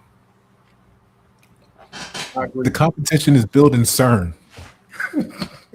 Right? Come on, guys. We got where our baby CERN at? Shout out to the dude that's turning plastic into diesel. Hold on. 1 second, guys. Oh, Mandrell, is that you? Yeah, man, it's me. Oh, what up? What's Shout going out to on? Mandrell. Welcome. How you doing? Doing all right. How about yourself? I see you live again. I know. I appreciate you for coming. Everybody, this is Mandrell. This is SBK on top, and next to you is Basha. Okay. Nice to meet you guys. And Salute to you. Mandrell is a former military man, so he has military background, so it'll be perfect for this conversation. But Mandrell, since you're up here, do you think Americans are ready if there was a draft? Because they're talking about a draft, and I think they're gonna put it in Congress in December. They say it might be approved, it might not. Well, what do you think? Do you think our fellow Americans are prepared for this, especially No. this generation and the way? No, they're not. No, they're not. No, they're not prepared for it. They don't Go want ahead, it. okay, explain. Well, here's the thing. We have a much softer generation. You understand GWAT, my era, GWAT, because I signed up for the Army in 2002, right after college. And what got me is, for these guys up here who don't know, how they got me in there is they said, you went to college? I said, yeah. They said, you got student loans? I said, yeah. They said, we'll pay them off for you. I said, well, sign me. Well, where do I sign? Right? So that's all they needed to tell me. I was going to sign up anyway. But when they added that on top, I said, yep, I'm here. So you understand, that is the first time that we fought a war where it was an all volunteer military. Every single person volunteered. Even in the Gulf War, some people got drafted in. You know what I'm saying? But that was the first time there were no draftees at all volunteer. And that's because we all rallied behind the cause. And the thing is, I don't know what kind of advisors the president has now. Well, I've met them, some of them, because of what I do for a living. I had to go to Washington a few times. I've been on Capitol Hill. I've been in the White House. And I'm telling you, I can't tell you a lot of stuff I can't say, but I'll just say this. It is fucking Sesame Street up there. It really is. Like, however bad you guys think it is, it's way worse. It really is. It's ridiculous. But are kids of our society ready for a draft? No. They're gonna protest. A lot of people are gonna go to jail because they're gonna refuse to go. All this bullshit, you know. But that's to answer your question. No, they're not ready for a draft. You know. Okay, next question following that. Okay, then what's the solution? Do we keep things the way they are? Or like, how people the mindsets how everybody is in America. Well, the mindset is what determines all of it. It starts there, nowhere else. The mindset, of course, what you've grown up learning, what you've been taught by your parents or your mentors or whatever, that goes into how your mindset is formed. But the mindset is the root of everything. And everyone's mindset now is participation trophies. Everybody's a winner. Everybody's a 10. And that's just not true. No one's geared towards competition or making themselves better in any way. Look at sports. Nothing against the LGBTQ community or whatever. You know what I'm saying? Do what you do. I don't care. But they're sending a message to society where, okay, people who are born male can compete against women. And when they win, like, is anybody surprised? I mean, that's kind of supposed to happen. You know what I'm saying? But, you can't spank your kids. You can't discipline them the way you want to. Like, who's the government to tell you how to discipline you? Anything short of abuse is what I'm saying. So we've engineered over the past 20 years our society to be weaker than it was. And of course not. No.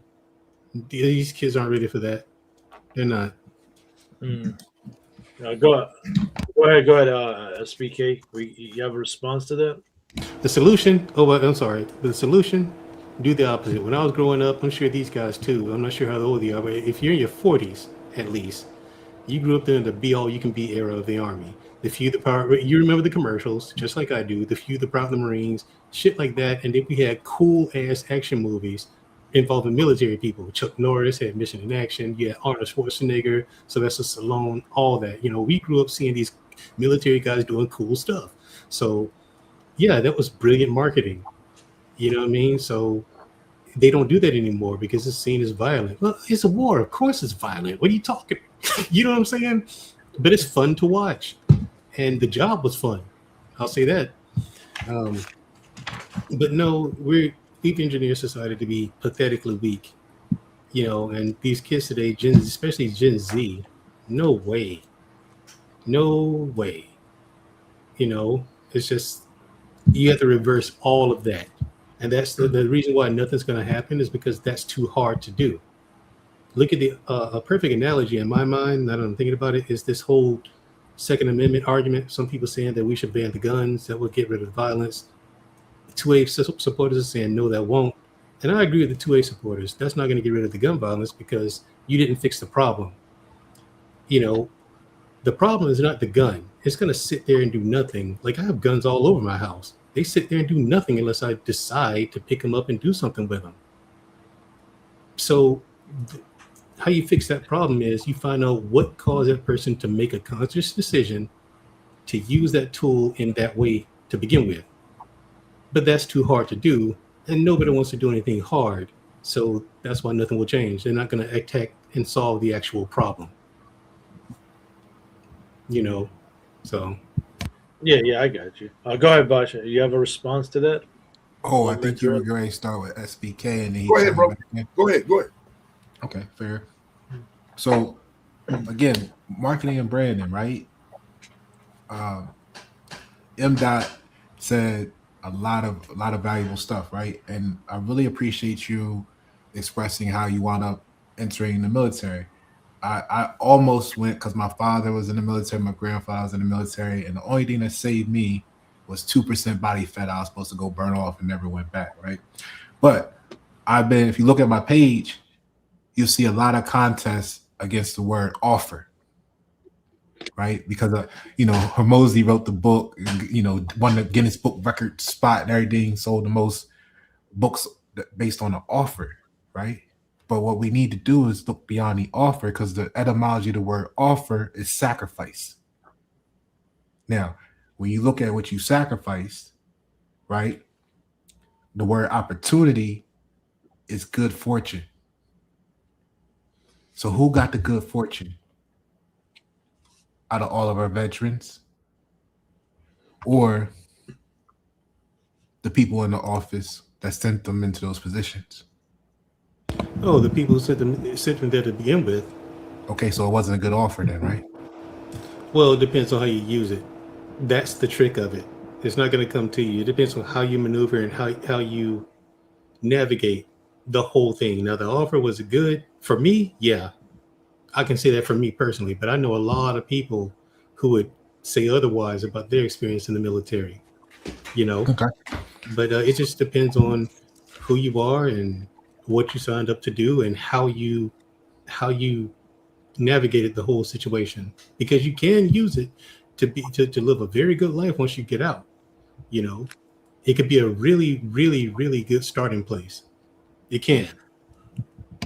So when we talk about the degradingness, the degradation of the people, right? You said we got a soft climate right now, which I agree with. When we go far enough back in the accounts, it started with the Agigi not wanting to do the manual labor, right?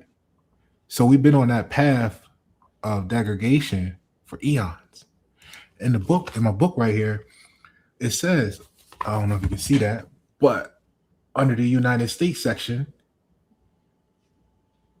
right, it says the participant,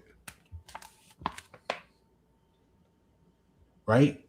And that's what it is, because we want to be in this leisure as proof section right here. So they sign up to be United States citizens. They want to participate in shit. And what was lost there was America when we were the producers. See? And as a producer, we use labor as purpose. Under the United States, it's the system will provide. That's why the people were crying back in the day. We want cheaper. We don't want to work as much. And they cry in the United States, be in the store, be in Walmart, say, we got something for you. We're going to make it cheaper. And everything went to China. Then the people woke up one day and said, we ain't got no jobs. We can't afford to buy nothing, even though it's cheap. See, it all starts with us. We complaining because they responded to shit that we saying. Now, that means if we say we don't want to draft, ain't nobody getting drafted. I disagree with that. If we say we don't want to draft, ain't nobody getting drafted. If 420 million people agree on the destination being, you are not drafting us. I get what you're saying, but the thing is, that's also something that's. I'm not saying it's easy. I'm not Yeah, I'm saying about to say that. right. Yeah, I was just about to say that. That's not something that's easy to do, but the hard part, as I'm sure you know, is getting 300 million people to agree on one thing, because you're going to have your margin of people who are going to say, well, screw it, I'll go anyway. You know what I'm saying? You're going to have your That's margin. the undertow of this conversation, though. Yeah, but I agree with that as well. But if everyone in the country says the same thing, I agree. Then what's the government going to do? You're not going to lock up 300 million people. You know what I'm saying? Not gonna lock up one. If 50 million people showed up outside the prison, they gonna let them out. But we haven't formed a bond enough to stand up for each other. We're too competitive because of the materialistic stuff. And as long as it doesn't affect you, most people personally, they're not going to get involved. Yeah, they still fighting the football game. Yeah, NFL game, because somebody had on a different jersey and said something. That's the way they treat politics. It's a football team, Democrat, Republican. When they're just not realizing that it's all the same. There's no real difference behind the curtains. Right. They're all friends. Democrats and Republicans. They're all friends. They shake hands after they have their debates and go after each other's families and stuff like that. They're like, man, you really got me. You really got me. They're like, yeah, man, sorry about that. Hey, let's go to lunch. And they go to lunch and dinner. Yeah, just like Putin and Trump. Just like Steve Jobs and who made Microsoft? Look at me having a brain for it. Bill Gates. Like they went to lunch too, and they're supposed to be sworn enemies, right? So it's always like that behind the scenes. That's why I wrote this book, It got everything in there between now and 2040. And once we get that playbook and can start communicating properly with each other, then we can build leverage. I'm branding America as an alternative to the United States. We're not opposed to the United States. We just know what they are, and we're competing for the same market share, which is you. Now, you want to be on Death Row Records, or you want to be on Bad Boy, or you want to be on that streamer that was trolling the baby in them, right? Yeah, I hear you. And that's what I'm saying. We just got to realize no matter what's going on, it's up to the people. It's up to us. Because if China, Russia, Iran, Cuba start launching missiles tomorrow and hit the mainland and the infrastructure break down, can your region produce 5 different things? We can. It's just a matter of do we want to or not. Again, that's the undertow of this whole conversation, right? And we got to mobilize the people on why the value that we should be able to.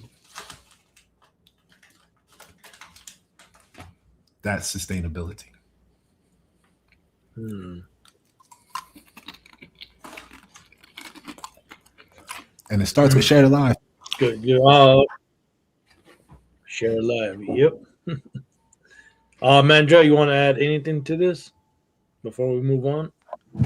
Not really. He's right about that. I mean, but I think he would agree that I think he's correct about that. But the problem is getting everybody on the same page. Exactly. You know what I mean? That's the problem, Hassan. You know, I heard you ask earlier. We think people are ready for a revolution? Not Americans. I'm sure, like you, either you or members of your family are familiar with what a revolution actually looks like. You know, given where you're from. You know what I'm saying? And they're not. Let's be real. They're not ready for that. You know, they don't want to do what it takes. They want someone to do it for them, but they don't want to do it themselves. You know what I'm saying? So that's the hard part. They don't want to do anything hard. You know, they don't want to risk anything. They don't want to sacrifice. You know, so yeah, because it's like I told you before. Like when we got to Iraq, we were gassed up. You know, we were ready to fight. The Iraqi people hate you, and that's where the enemy is, and blah blah blah. But then what I tell you when we got there, Hassan, we're like, wait, where's the big bad wolf? Where's the boogeyman? These aren't animals. They're just people. You know what I'm saying? And then like the Iraqi people were so warm, so welcoming, and 99.9% of them just wanted to live their lives. Like that was it. So we didn't really fuck with them, and they helped us out a lot. You know what I'm saying? Like we left there respecting the hell out of Iraqi people. Like we had love for them. I'll be right back. Oh, yeah, it's all good. But remember what I said, Sebastian, is about the propaganda, how propaganda screwed with people. And when Mandrell joined the military at that time, people were heated up, you know, angry about the attacks. And that's understandable. But they're fighting the wrong enemy. That's the thing. But what do you think about what Mandrell just said and everything so far? Go ahead. I don't deal in right and wrong, because right and wrong is both part of the truth, and it's what he said was true, right? And what you're saying is true to the point of the propaganda not only works on what you would call the enemy, it also works on the interior. Like he said, they use the propaganda against the interior, against us. He signed up, not to say anything negative about, you know, him or his purpose or anything. I'm saying the propaganda was deployed to recruit members. People sign up. They were given more propaganda about what to expect when they got there. The enemy, these savages, this. And he said he got there and they were totally different. Now, go back to what we were talking about earlier when I said we can't fault the people in their 40s, 30s, 20s, even about their incompetence on a perspective, on a system, because they were taught by a system. And we have to wait for them to get there to see that it was wrong sometimes. And I think M. Dot just proved that in a totally different, unexpected way. That's what we're dealing with for all our problems. And it works for how you to recruit people and who you assign the enemy to or as. That's what we got to do. We got to sharpen here and we can see differently.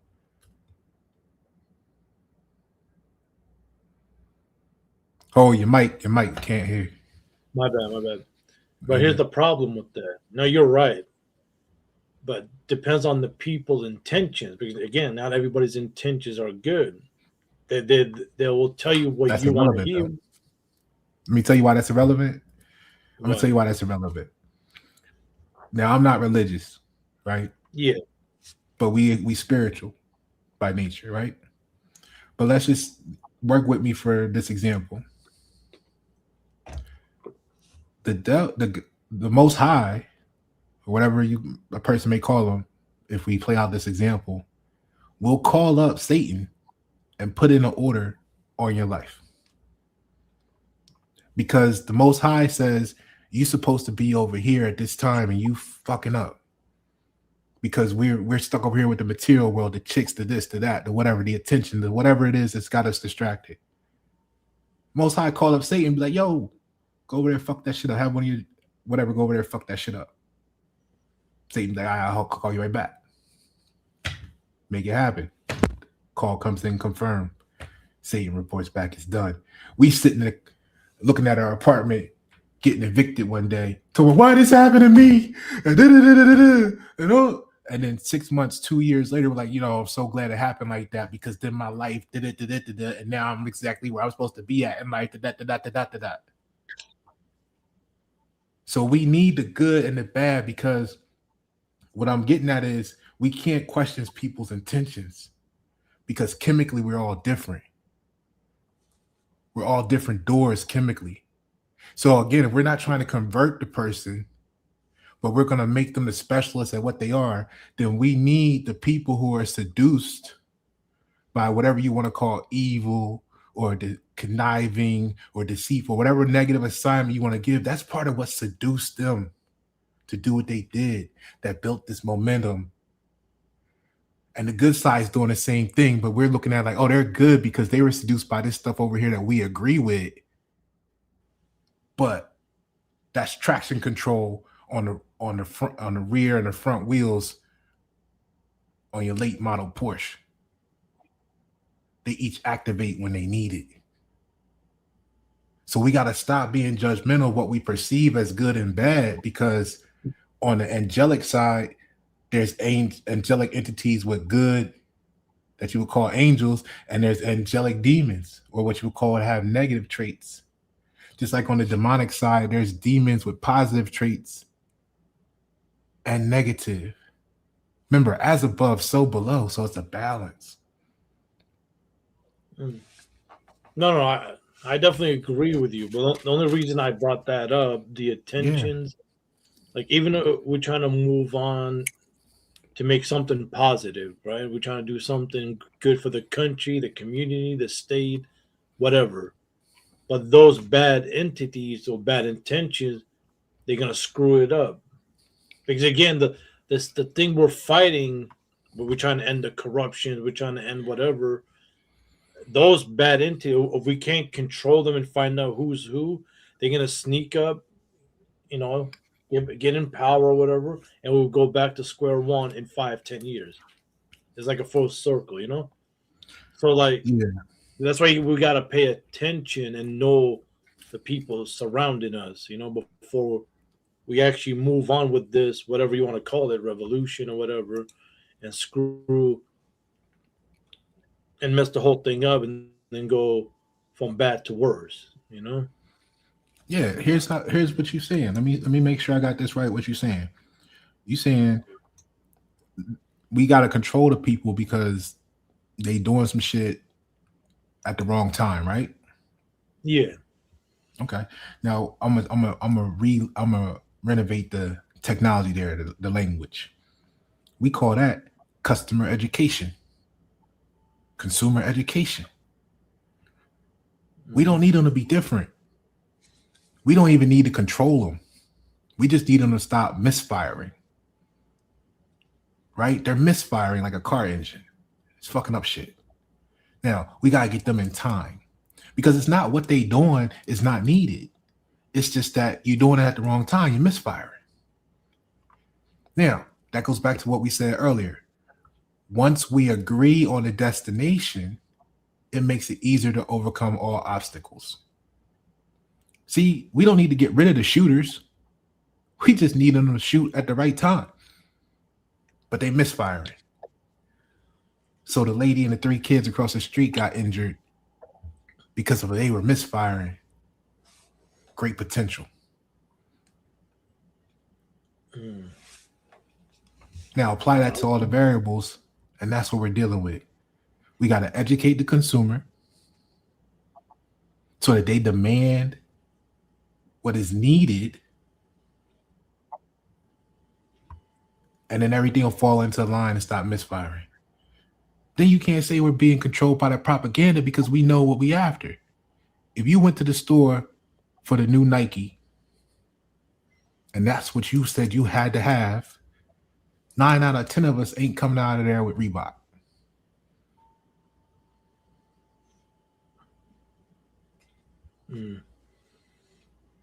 No, good point. Good point. Oh, what up? What up, Candy Cane? Salute. Mandrell is back. Do you have a response to this, Mandrell? On what you just heard? I don't know. You got to hit his mic.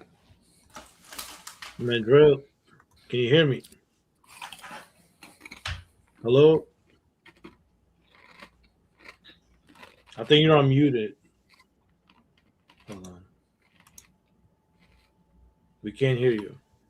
No. I mean, I can't disagree with you on what you just said. But yeah, if people want change, they gotta change. They gotta start moving and do what they gotta do. You know, you can't just sit there and complain. Now, if you want to sit there and complain,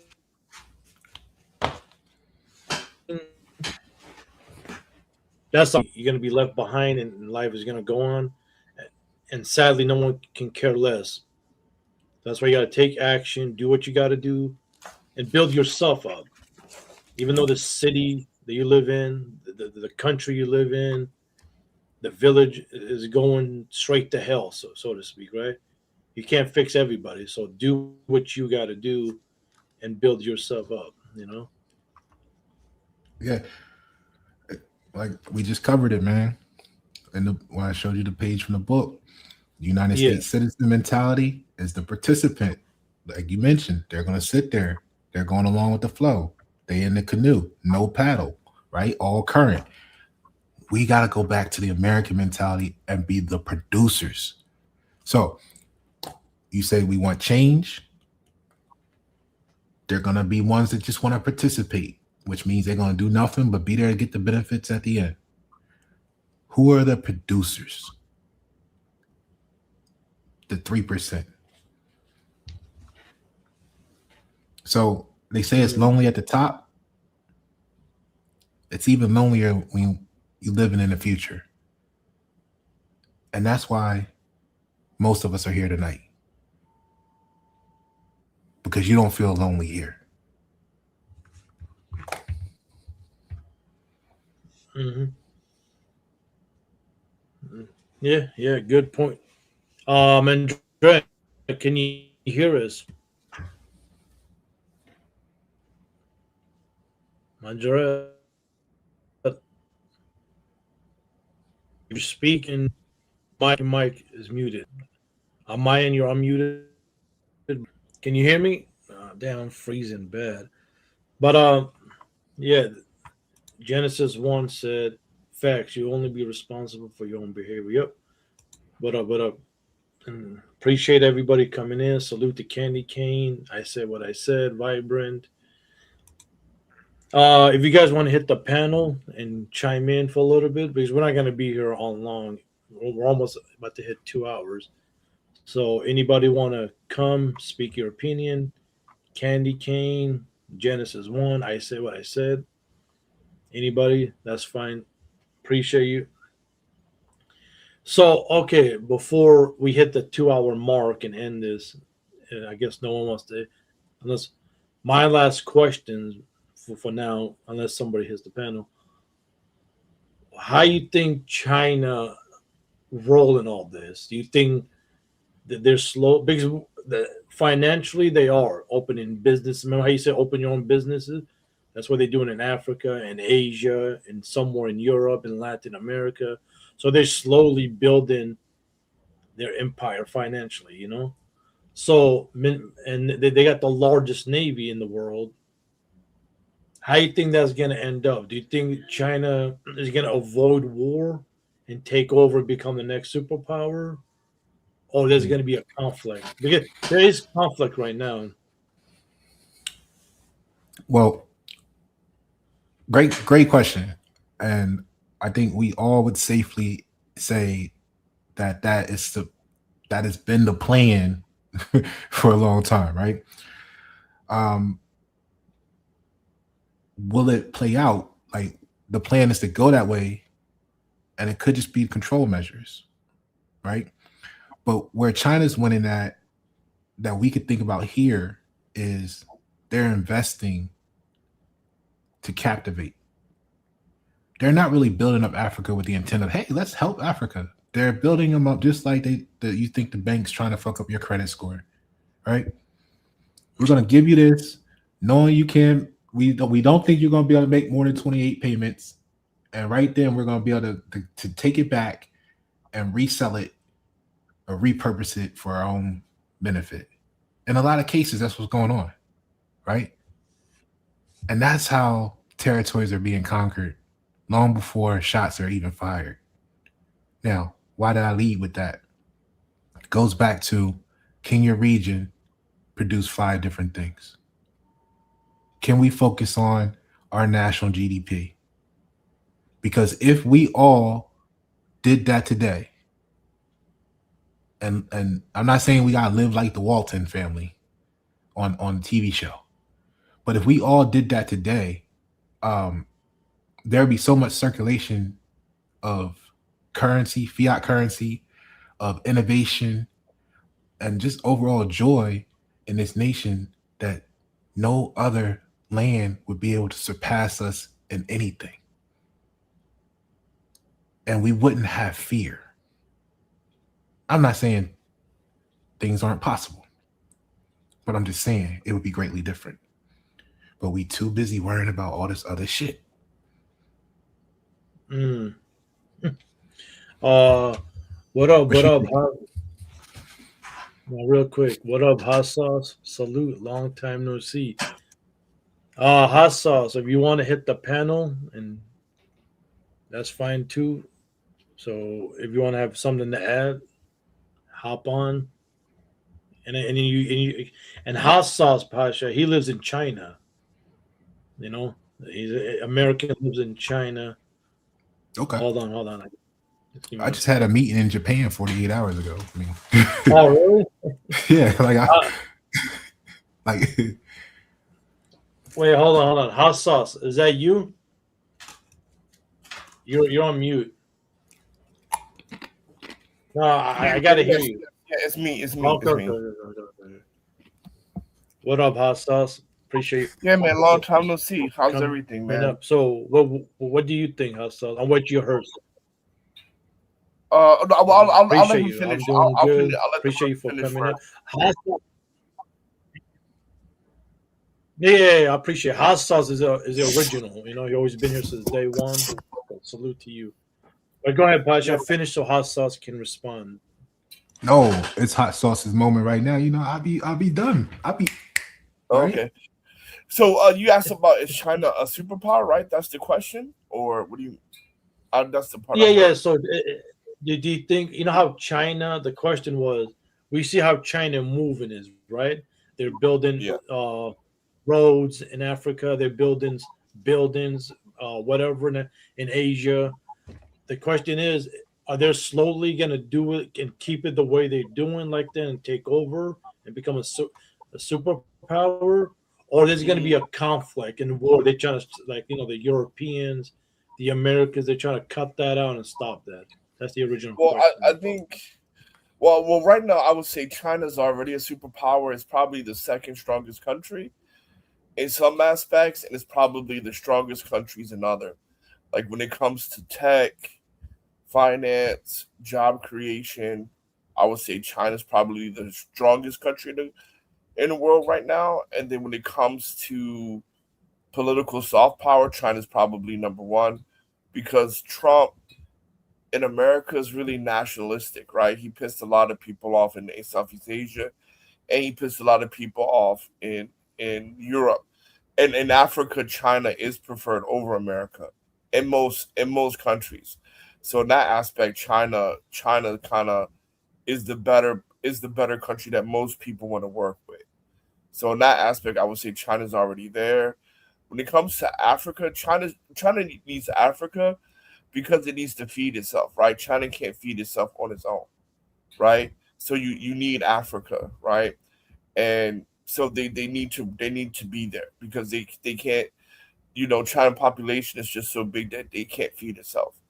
So on that kind of aspect, but when it comes to like tech, AI, things like that, I think China's just so far ahead, and America can't compete. I think America pretty much is going to be regulated to like number two, number three in the long term. I think it's already over. So when you say America doesn't compete in which way though, like financial? Let's say like so for example, EVs, right? EVs. So this is how China works, right? So if you're an entrepreneur, and so China says they want to dominate in the EV category. So if you're an entrepreneur, you can get unlimited funding, unlimited cash to work on your startup in batteries, in building electric cars, whatever other kind of technology you want to do. And same thing with AI companies, right? There's something called OPC, one person operation company, which means that 10 people or less companies that's in AI, the government will give you free office space, funding, tax relief for 10 years. And whatever you create, if it's good enough, they'll buy it from you. So like places like Hangzhou, you already have 7 companies that already evaluates at $1 billion within the last 36 months.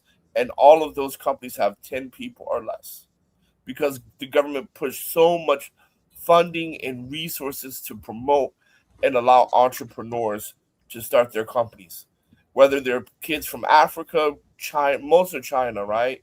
And things like that. So I would say there's about 50,000 of these types of companies that the government directly funds. US doesn't do stuff like that. And that's just one sector. Every 10 years, they have like these white papers where the government wants to invest it. And so if you're an entrepreneur, you want to do a business in that, you can get almost unlimited money. And that's how EV cars surpassed America because the government put so much money behind it and funding it. That American entrepreneurship can't compete because what people need to understand, the reason why a lot of people are successful and you make a lot of money, you gotta have government backing, right? So like when we look at white people, the economic disparity between white people and black people, white people had a leg up through the government, right? Whether it was GI loans back in the day, whether it was small business loans and things like that, just access to government capital. That's how you make it. And China took that playbook and chooses different strategies that they want to focus on, like biotech, right? They're claiming that they have ways to treat cancer. Why? Because the government gives these hospitals and entrepreneurs unlimited cash to do it. I think I know you made some great points there, and everything you said is true, right?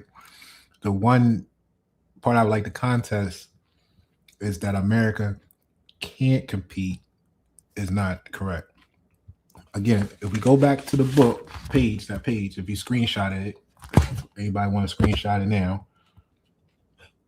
That's a little free snip. You can read the first 14 pages on Amazon.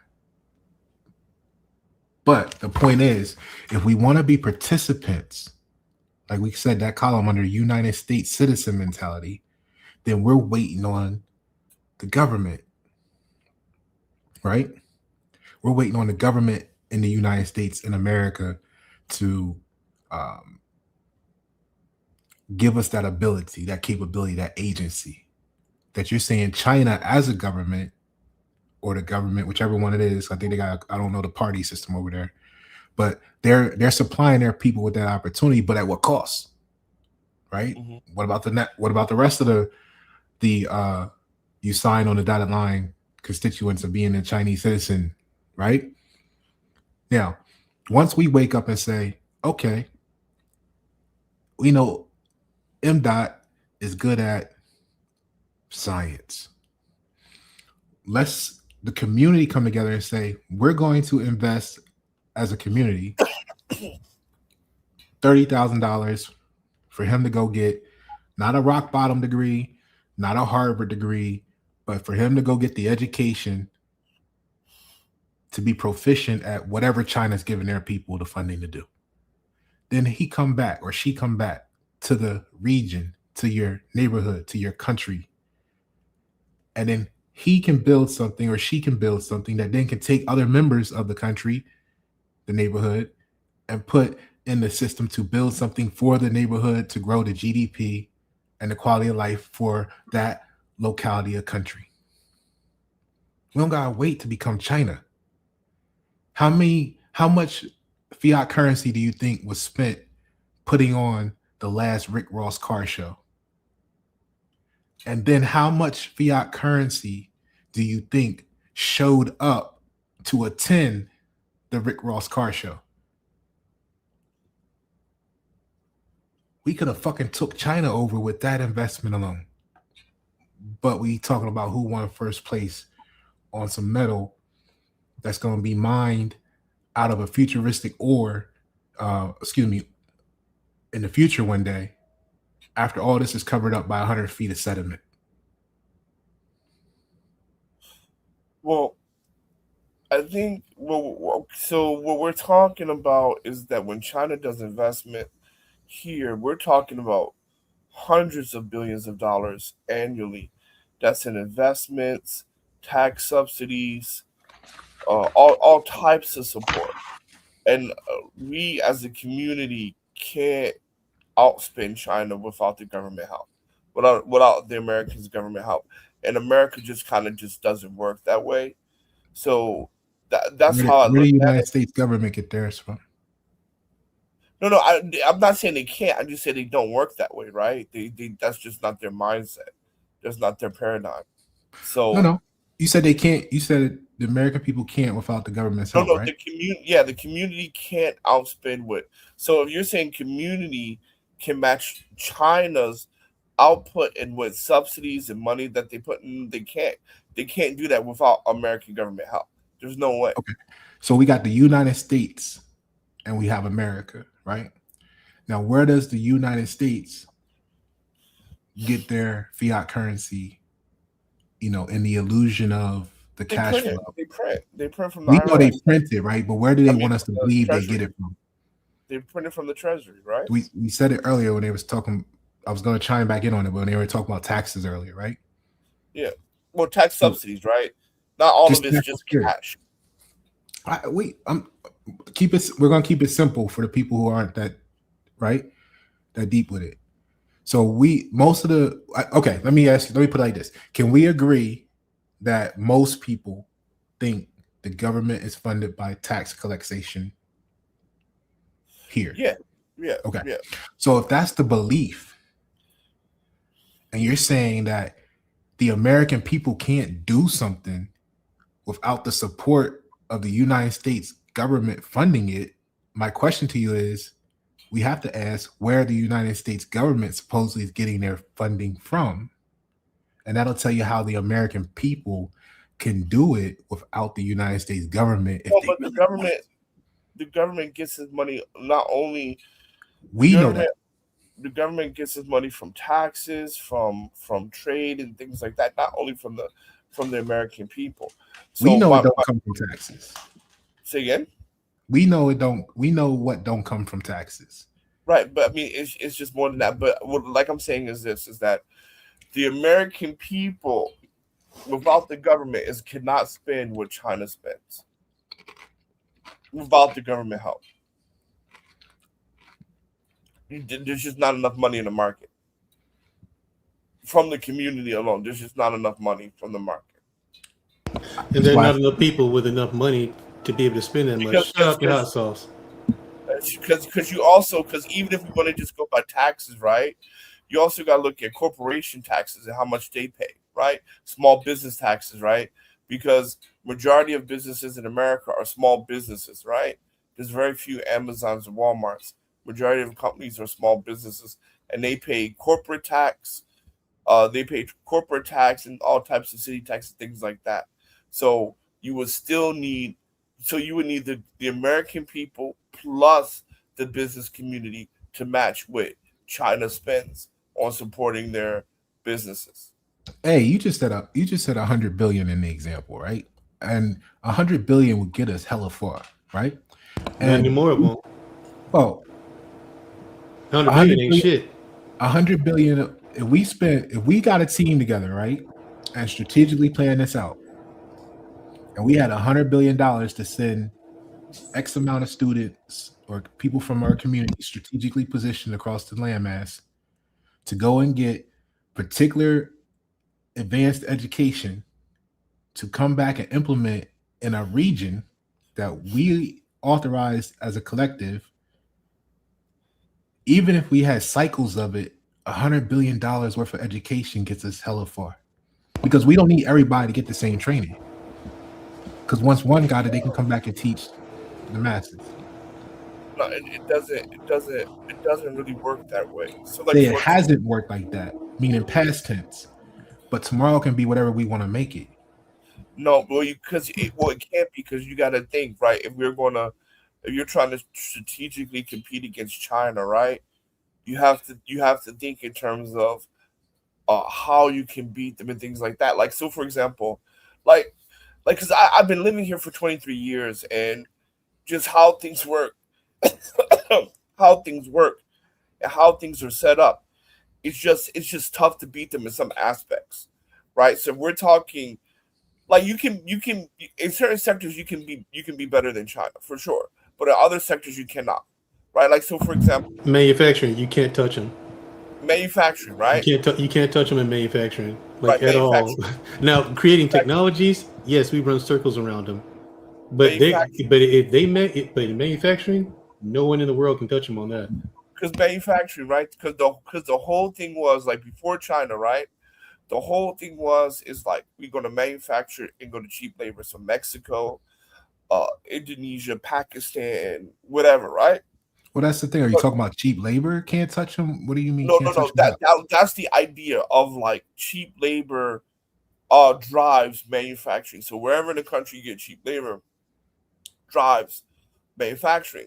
So when it came to China, what they did was, with manufacturing, what they did, they built the whole ecosystem. So we have cheap labor at the moment. So what we're going to do is that we're going to build industrial parks.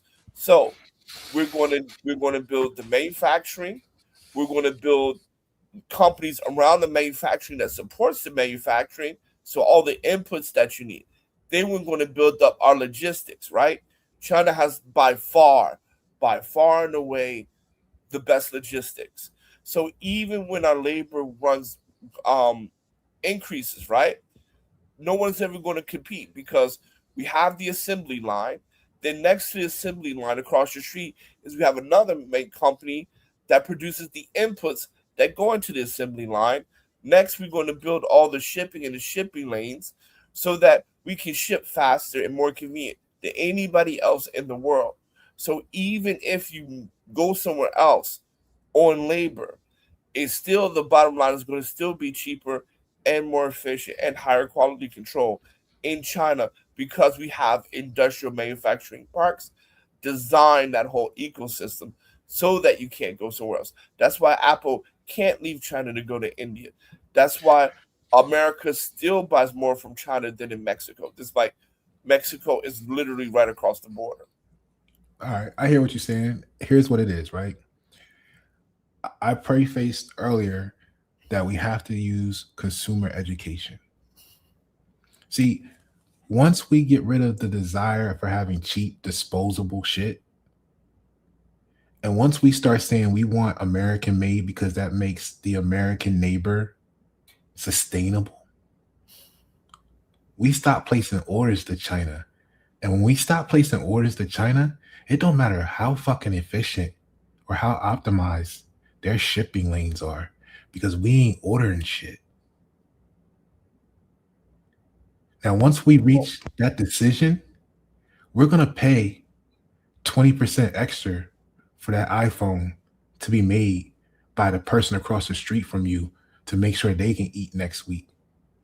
And when that happens, what is China?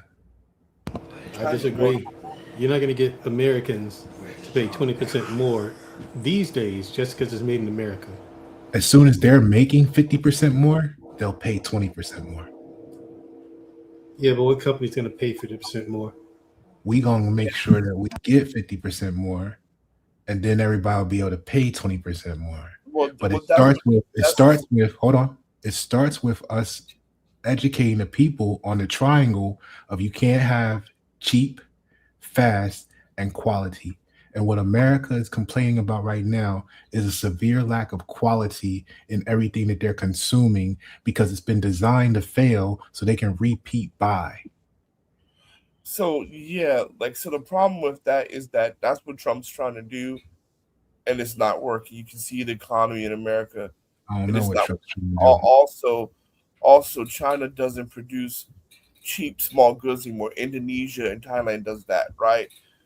China's now into pharmaceuticals and high-tech production, so like EV cars, medicine, and things like that, right? It doesn't necessarily produce textiles like clothing and stuff like that.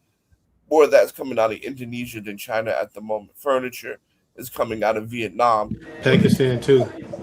I get what you're saying. Hold on.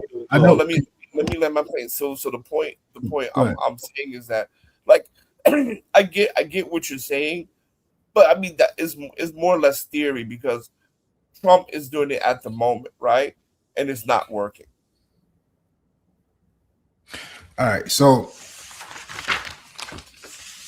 we covered earlier that the whole reason things wound up in China is because after the war on this land, the people started complaining that the working conditions, the hours, they wanted cheaper stuff, but they also wanted to work less. These were the outcries. And if you trace that through the decades, that's what actually led to manufacturing and all of this stuff being sent offshores. And then we became the quote unquote service economy because everybody was in that participation mode. Okay. So I understand that you're not seeing it right now, just like 60 years ago, they didn't see everything would be in China because of what they were crying about they wanted then, when they didn't know what they didn't know. So I'm not disputing your perception. I'm just gonna recount systems, perception, actions determine affiliation. Well, I don't think it's perception. I mean, I'm saying what's actually happening. Right. What's actually happened today? Okay, hold on. What we said earlier hold on. Let me finish, right? No, I got you. I'm just gonna give you this and let you get the point. Hassan said about the war. So It the was thing about planned it 30 is, years in right, advance. it's not perception, right? We can look at the policies that Trump's trying to make, and we can look at the policies trying to make, and then we can look at the execution. And that, I think that's the thing, right? Like you're like so far, like with the stuff you're talking about is a lot of theory, and what I'm talking about is like execution, like No, what's actually being executed. What's being executed today is the success of what was planned out 40, 50, 60 years ago. You're living in the moment. I'm telling you what's going to happen in 2040. And it starts with you changing how you're thinking and seeing and what you want as an individual and as a people today. So you're right in your observation of now, but now is the result of 60 years ago what they wanted. So if we start, some of us has already started changing what we wanted 10 years ago, 15 years ago. That's how we wound up here tonight, because there's another 3 million that hasn't got the idea yet, and that's why they're not here right now. So everybody's on different stages of the same race of change. Some will be early adopters, some will be forced, and then there will be remainders who are the outcast in, and the cycle will eventually come back around, the yin and the yang. Right? No. Okay, fair. I'm saying I accept your perception. You're in Well, China. I mean, I have a problem with that word. I have a real problem with that word because I'm talking about hard facts that's verifiable and you can execute. And then like just on the That's the facts was just wrong. on the economist point of view, right? Every country has its time, and I get it, right? We as an Americans kind of, it's hard to accept that the empire is going to fall on our time. We But talked about that earlier too. huh? We talked about that earlier too. You're talking about the United States version of Walmart versus the customers who shop there. No, it doesn't matter the empire, because I'm talking about America as a global power, America as far as community things like that, the quality of life, things like that. I mean, America's fallen. I mean, it's the 10th strongest passport at the moment. Quality of life and things like that are better in other places. Infrastructure, type of living in Southeast Asia and Asia in general, better quality of life and living, right? I'm not denying that. I mean, but when we look at most economists and most geopolitical, let's talk about, right? This is America's time. This is where what we're seeing is the sun setting in America. It's just what it is. And the sooner you accept that, the sooner you can, accept kind of reality. I accept everything that you're saying. I'm trying to correct you on the part that you're the FMEA. On your profile picture, you got a picture of Chappelle with the White House, with the White House symbol, right? On the top of that White House symbol, what are the words at the top? It says the White House. What's on top of that? Oh, I don't know. I don't know. Does it say America's White House or American White House, or does it say the United States White House? I don't know. Because what I want you to get is the key component of what you're missing, why you're not comprehending that. I'm agreeing with you, but saying this component here, the United States is not America / the American people. So you're talking about a store going out of business. Trump may have been brought in because he's a bankruptcy specialist to handle the bankruptcy of a big ass Walmart. That is not the people who shop at Walmart. Now, you may have missed earlier or you may have been here, but once we realize who we are, nothing can stop us. Governance, quote from the book, Governance requires consent. And if you want to say that empire is the Titanic, then you only own it if you bought the ticket. And that's marketing and branding.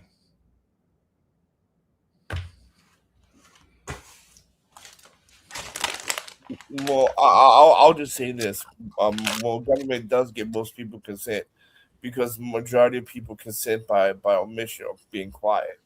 So, I mean, I just it just is what it is. I mean, I'm not because another thing I'm going to say, there's not going to be another hegemony. There's never going to be another America where it just dominates.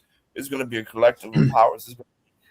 This group of people are strong over here for this. Another group of people are strong over here for that. There'll never be another hegemony power like America. America's the last one, right? It was France, well, Spain, France, UK, which is probably the strongest one outside of Rome, and then it's the Americas, and that's it. After that, it's going to be a conglomerate of powers, and we'll never. The America's the last one.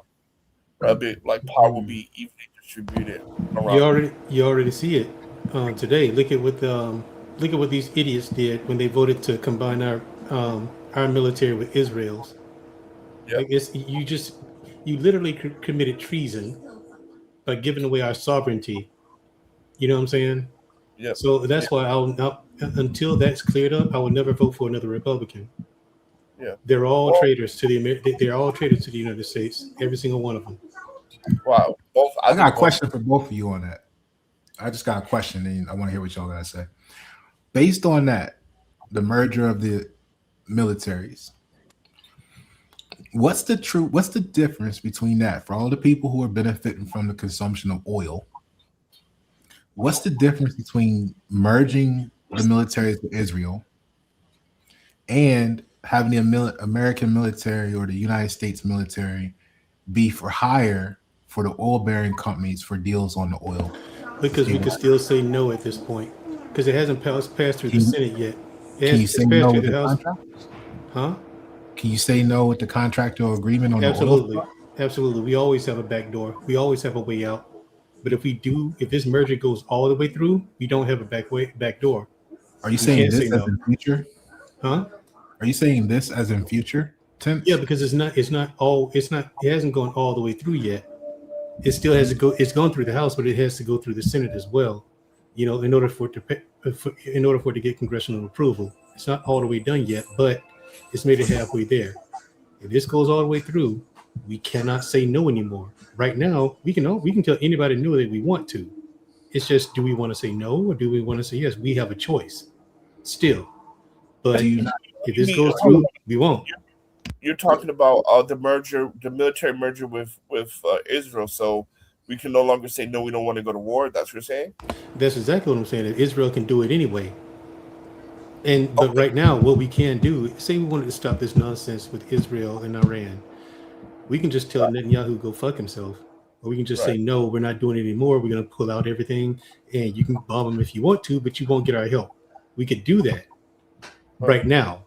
But if this merger goes through, they're going to do whatever they want to do in our name, and we have to bear the responsibility of their actions. And they're not strong enough to stand on their own 2 feet. So guess who has to pay the bill? Well, this is the thing, right? Whenever if we look at military history, right? This is just a side tangent. I'll answer your question. Whenever we look at military history, right? Whenever American people were behind the war, we would win, right? They're like, yeah, fuck those things, we gonna get them, right? But when American people are not with the war, we lose, aka Vietnam, right? The American people weren't behind; they weren't down with that. They're like, nah, we don't. Why are we over there? All that, blah, no, and we lost, right? And American people ain't cool with this war, right? So these are signs that the empire is falling. These are classic signs, right? That the empire is falling, because we can look at previous empires and see they were all making similar mistakes. Because right now, America is trying to do all this extra shit to stop the rise of China, and is doing it in the wrong way. So now when it comes to the oil situation is not because oil. There's a lot of benefits when it comes to cheap energy. So, like for example, because oil is so cheap, fertilizer is cheap. So you can fertilize, you can grow your produce and sell it all over the world, right?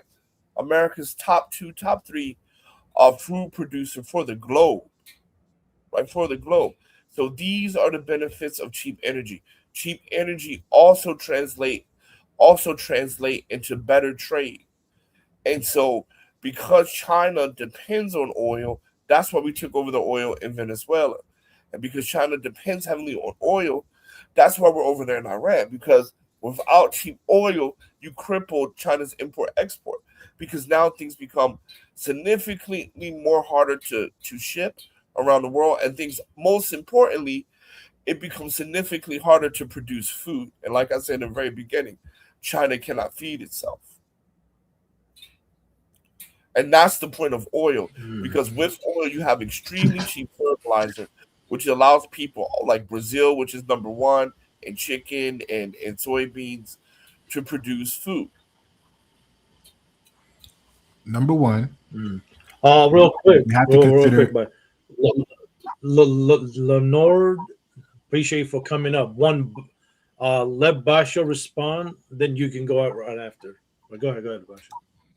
Yeah, I'll be brief.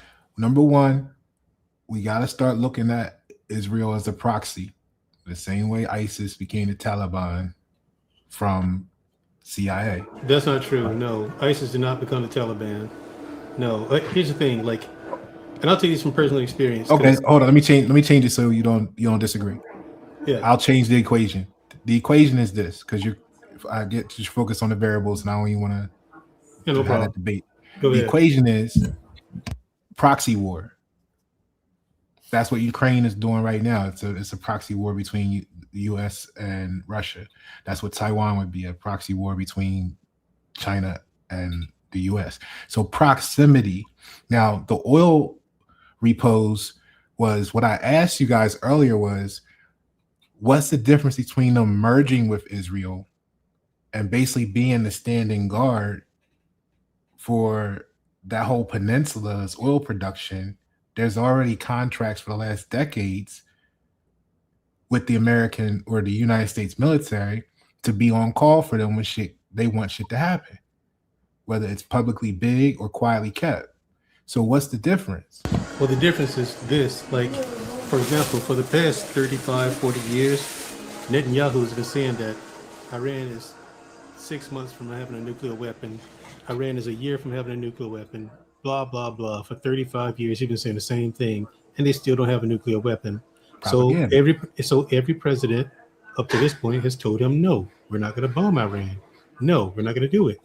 All except this one, for whatever reason. Well, I know what the reason is, but I can't. It's just it's Hold on, ridiculous. we gotta let my man's talk, and we did the video in the beginning. Hassan showed the video about the plan was to end in Iran. Go ahead. Well, I'm going to say this really quickly. The difference between now and then is this: when Netanyahu constantly asked America to bomb Iran, everybody said no. But the problem is this: a couple of things coincide. The rise of China and China needs for oil, and Iran needs to dominate the Middle East, right? Because that's what Israel needs to dominate the Middle East, and America is worrying about the rise of China. Now these two collide, right? They fit perfectly, right? Israel needs Iran to be gone, and America needs China to be super dependent on oil. So now we already took over the Venezuela, and now Iran sells oil to China in gold. So now two interests align, and that is the difference between before and after. America's interest didn't align with Israel's interest, but it does today. And I'll pass the mic to the brother. Israel's there because of. Go ahead. Hey, Go ahead, Laurent. now, someone said something about Vietnam. No, Vietnam was. Ron, let LeBron get a moment, man. I thought it meant me. Okay, I'm sorry. Wait, what? No. Oh, what I was about to say is wait, I forgot. I lost my. No, man, Drill. Hold that thought. Lenore been waiting for a minute. Go ahead, speak up. Go ahead. The mic is yours. Oh, okay. Now, somebody had mentioned something earlier about America loses wars that America doesn't support. Because America didn't support Vietnam, so it was lost. That's not true. The Vietnam War, it was the new weaponry that was introduced, the M16A1, which is a piece of trash. Had they kept the M14, the M14 that had been previously used, we wouldn't have lost as many military members as we did, because that weapon worked very well. The M16A2 rifle was a prototype, a new thing, but it didn't have all the bugs worked out of it. So you're in the middle of a firefight, it jams on you. Now you got to damn near break the whole thing down and ride the barrel out and you know what I'm saying?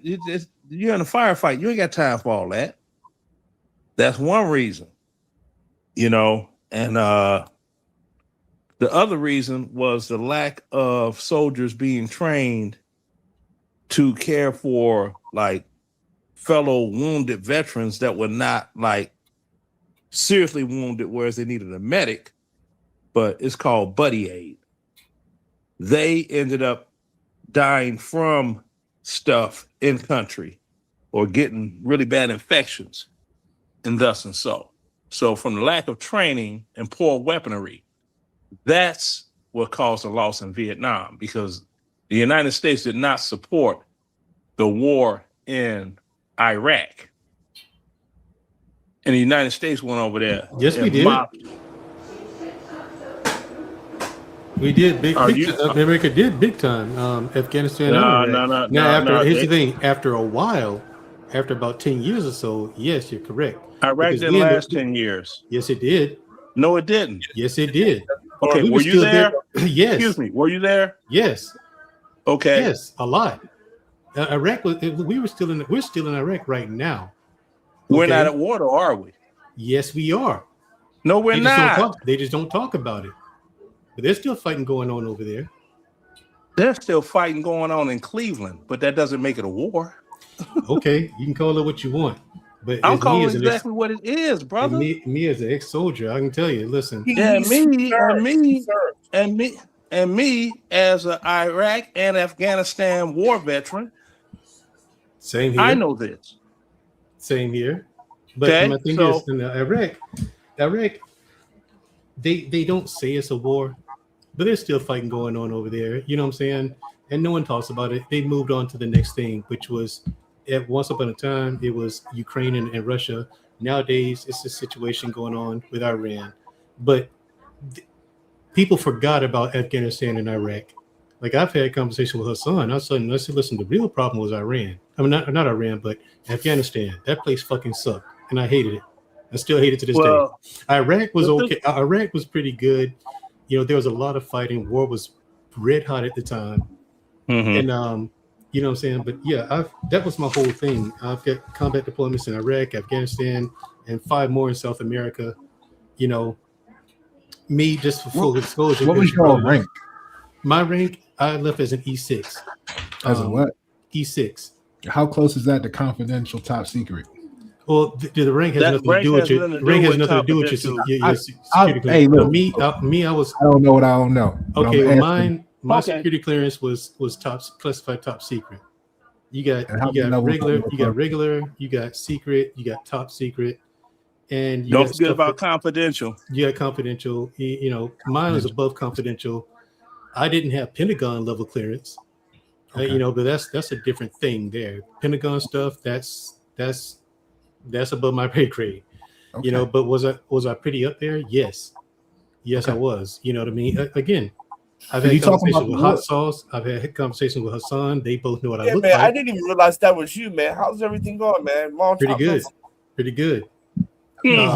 Hold on. I just want to stabilize this real quick with y'all, because we talking about the war and the fighting, like they not like they not over there getting, you know, producing the hearsay of drugs, which is why they remain there. Afghanistan. That was Afghanistan. Yeah, that's what I was Afghanistan. Trying to get to. Where was it not? Where was it not that they went and did this at? That was okay. right? The main reason for Afghanistan. Let me break it down this way. Has anybody noticed the drugs of recent? Every time Oh, an area of the world is occupied, the drug is different. Anybody ever notice that?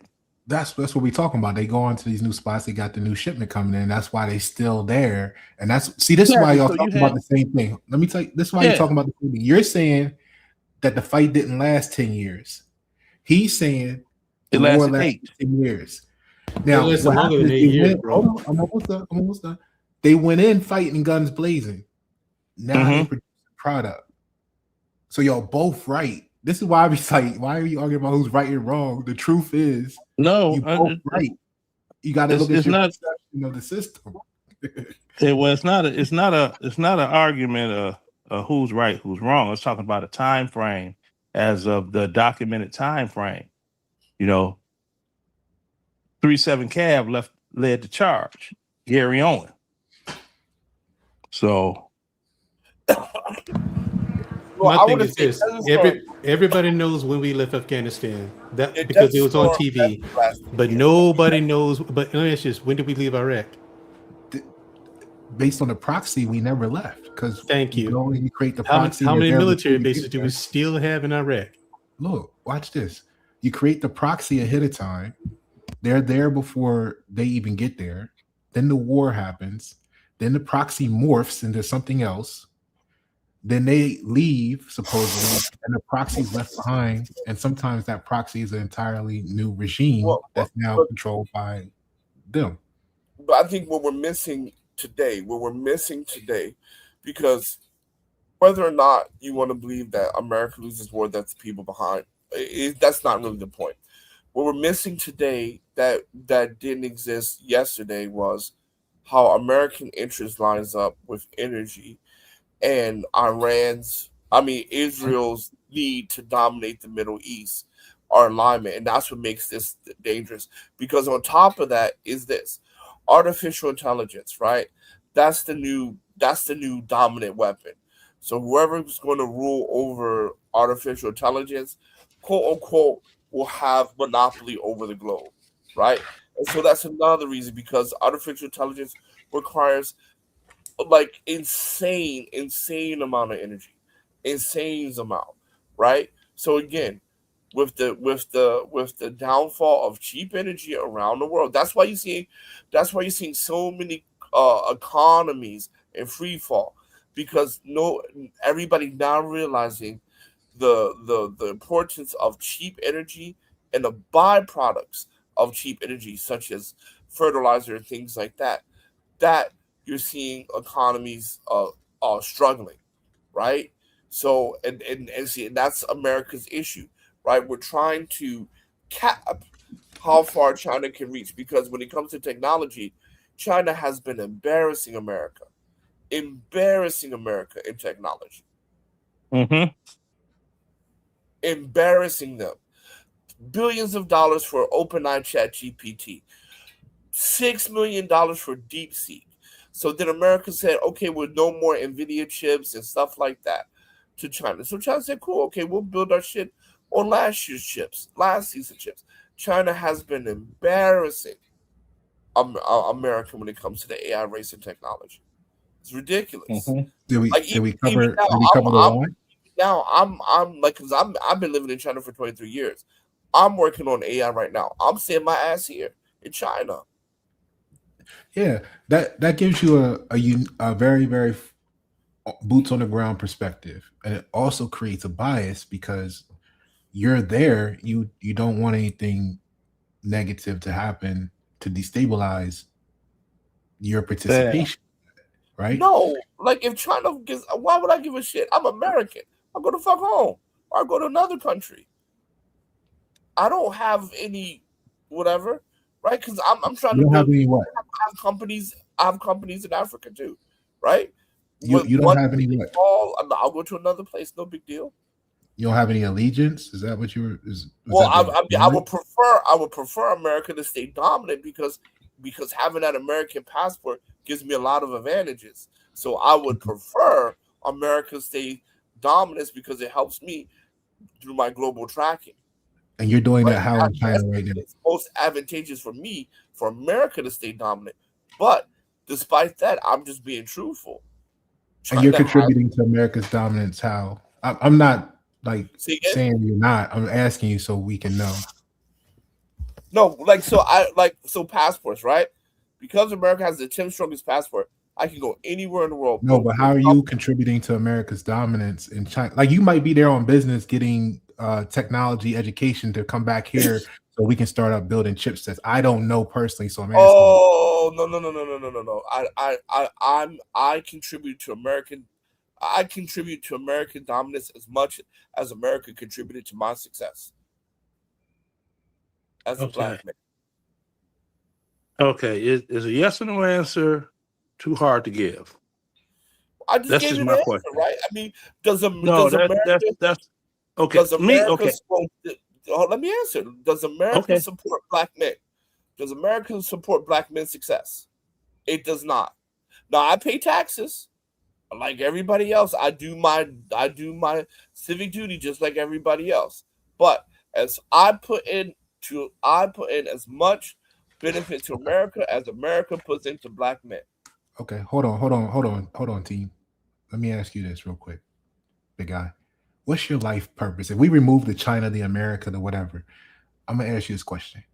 What's your life purpose right now?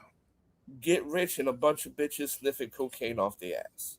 That's my life purpose. That's what we need. That makes everything you just said make sense. I'm fucking with you. I'm fucking with you.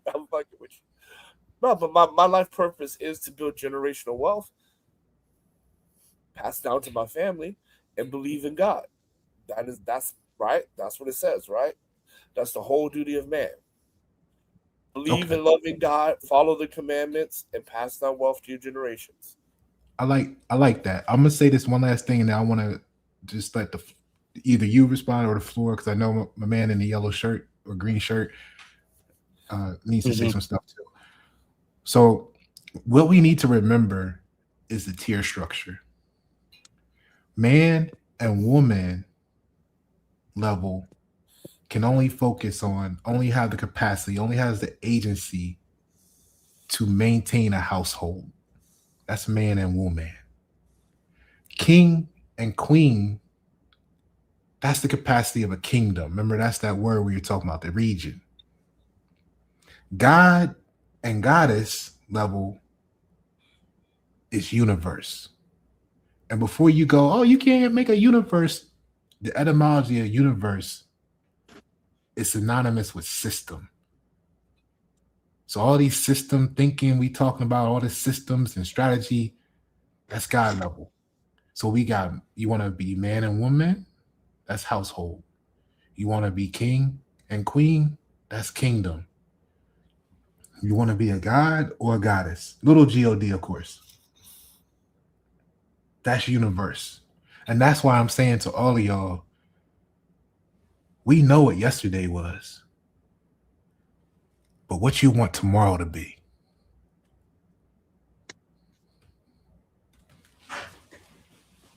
Well, like I said, I'm a Bible believer, so I do what the Bible says, right? Love God, follow His laws, statutes, and commandments is the whole duty of man. So that's where I'm at. Yeah, cool. I accept that. You man level. I appreciate that. And there's nothing wrong with that. We need. Yeah. I am nobody. I am nobody's king. Nope. And I'm definitely not a god. And I'm nobody's king. All right, my guy. I'm gonna yield the floor. Whoever. No, go ahead, Little. Now I want to see what my battle gonna put on top of that. My battle buddy. On top of what? I heard a bunch of stuff about God, but I'm not religious at all. Me either. Yeah, I'm thinking I'm a born and raised Christian, but I'm not religious at all. I mean, but I've been doing a lot of study on Islam. I'm getting into the minutia of it. I've read the Quran a couple of times now, reading through it again. But I mean, it's fascinating. I like it, but I'm not religious, and I think a lot of people Christians at least, should leave God out of it and just focus on yourself, because you're the one ultimately responsible. You're the one who has to make the decisions. Look for guidance from from a spiritual context, yeah, look for guidance there, but you have to understand you cannot put your responsibility and your bad decision making off on demons, devils, nor anyone else. It's you who make that decision. Exactly. You know, so See, and that rolls right back to, well, you know, America don't support the black man, and okay, you know, it's hellified white folk that's hurting, more of them hurting than black folk hurting. So, you know, you look at the numbers, ain't no way I want to be one of them white folk out here. You know, it's like that welfare thing they talk about. And I'm like, I did the numbers. You have 25 million more whites that are welfare recipients than the whole entire population of Black America. The whole entire population. So all of this support. Oh, say again? No. I apologize. Please continue. I'll respond after. I apologize because I don't like when people cut me off. So I definitely don't want to cut you off. Please continue. Sorry. Oh, okay. I didn't. I thought you. I apologize. Okay. Sorry. Oh no, it's just, bro. It's all good. Though some people sensitive. I ain't one of them. Yeah. So you know, I'm like this. It's here. You can get it. There's a way you can get it. And if you doggone don't strive to get it, then you won't. I mean, that's just the way I look at it, seeing as I could look at everybody in my family and we got it. Now, you know, that don't make me feel I'm above anybody else, but we got what we wanted as our version of the American dream. So I'm like, you know, we could do it. I don't know why the other people are missing out on it. And I land my plane right there. Well, this would be my response to that. I would say Black Americans get taxed without representation, which is at the core the most undemocratic thing that could happen in America. I believe in systemic racism. I not only believe in it, I know of systemic racism. I study systemic racism at some of the world class best institutions that America has to offer. So I'm very familiar with that. I'm very familiar with public policy and how policies are designed and laws are designed to pick winners and losers. And even though I do understand the conservative Black person and pull yourself up on a bootstrap, I think to kind of say those kind of things, because I'm not narrowing it down to welfare. I'm just talking about overall Black tax and structural white supremacy racism that is particularly that's designed for Black people and particularly designed for Black men and Black boys, right? So that's where I'm at with it, and I just think that it's just designed to keep us in a certain position, which we're in, that we have been in statistically since Reconstruction. And that's just my opinion. I mean, that's just my opinion. I respect other people who believe differently. That's just my opinion. Okay, well, I'm quite sure my battle buddy is doing pretty good. I'm quite sure he's part of the 6%. He's conservative like you. No, hold on, brother. Can I finish? Nah, I'm quite sure he's one of the 8% of Black American men that are 6-figure earners. No doubt in my mind, he has 6-figure income coming in. Okay. So we can't be that different. He and I and other brothers that I know. Brothers that I know that were never in the military, that are educators. Okay, brothers that I know that are on-road truckers. They got their own trucking company. See what I'm saying? Driving through these, what they call them, sundown towns and stuff, en route bringing loads and this and that. So if someone buys into the hype they'll believe the hype. I mean, I say it like this. What if the Bible was a script for a play and all of humanity were characters? The end of what they say in the Bible, the way it's going to happen, it will happen because everybody's playing a part in the script of it all. See what I'm saying? Got to be a self-starter, self-thinker. Now, as of the tax thing, I don't know. I can't see where you have blacks getting so overtaxed. And I don't know. You have to make that one make sense to me because I ain't getting that one at all. That's just me. I'm just speaking for myself.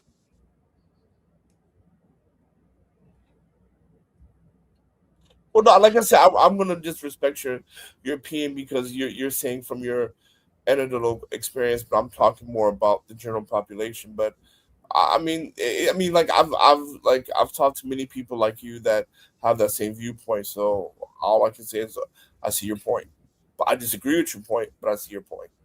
Yeah, I mean, you said that you've been in China for what, 23 years? Yep. Okay, so you saw opportunity for you to spread your wings and you took it, right?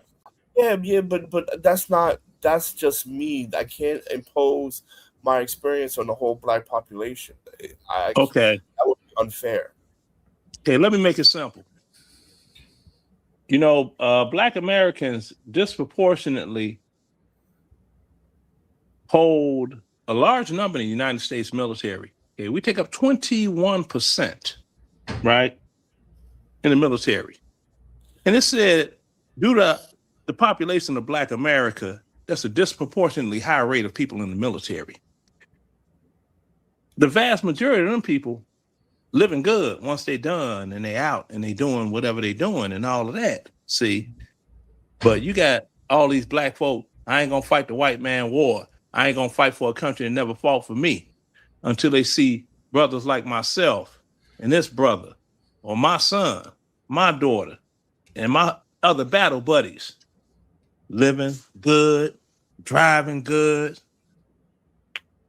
chilling, banging credit score. They want all that, but they don't want to put in for it.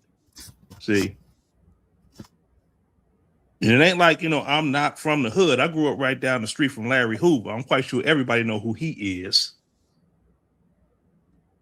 So it's all about choices. And that's all I tell people, like when they say they put guns and drugs in the neighborhood, well, who doggone made you sell it? I agree with you there. I agree with you. You see what I'm saying? Didn't nobody tell you to pew somebody? Yeah, I agree with you. A quarter of a mile away from where you live because why? What was the point in it? You know what I mean? So yeah, I agree with you there. I will agree with you there. No, I'll agree with you there. So everybody's benefited from the drug trade. Even the person that don't do drugs, that got that 70-inch TV back in the day at the hotel for $50. Just benefiting from crime? Yeah, because it was in there. Yeah, because the crackhead brought it to him to sell.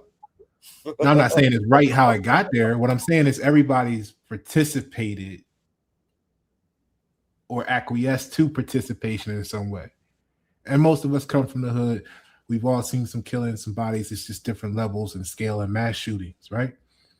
Now, for the record, from what was clarified or what I was holding on for earlier, when I used the word God, I just want to clarify, I said little G-O-D, right? And that technology is not the capitalized Germanic tribe adoption of Christianity version. It means supreme being or deity, which is exactly what you're describing when people say we need to be the best version of ourselves. You need to be a supreme being, right? That's little G-O-D. But most people don't know the difference in little G-O-D and capital. That's first of all, to remove any emotional pretense. Secondly, civil rights was not started and was not for what you guys are referring to as Black people originally. It was for the Europeans that were here from many different origins. The bread bakery. When you trace it back, they were the ones standing in the streets first with the megaphones and the crowds demanding equality. And the government decided to trick everybody into becoming what they thought they were freeing through the wordplay again, and brought even the people that call themselves white down to the same level because they don't know what the words mean. You're talking about America, right? Yeah, the United States, right? Respect. So what they did was they used Dr. Michael Luther King, because his name was never officially changed to Martin, but they started calling him Martin. And they used them to bring in the word black into the conversation because it's a verbal contract. I don't know any black Americans because American is a nationality. Black is not. Now, what I do know is you can check black on census. God damn. I'm sorry for interrupting you, but I think we just became best friends. Americans are Americans. You're a fucking American. Is that simple? Right. This is original. This is an original copy, 1933 Black's Law Dictionary. Why doesn't it say American or United States? It say black because that word means something. It means of unknown origin because your nationality determines what law applies to you. And the United States citizen is not a nation, but more like a corporation. So they had to create a set of rules or laws that apply to the people of unknown origin. So I don't know any black Americans. Now you can believe, but that's the problem with not knowing what words mean, because to believe means not to know. And my whole thing tonight, if you take one thing, it's let's stop believing and start knowing. Yeah, well, I know I'm American, so it's no question about that. That part, you're all American. Not matter where you come from. You know, even the bread bakery, even Norwegians came to America to found new country. You're mixed. Everybody in America is from everywhere.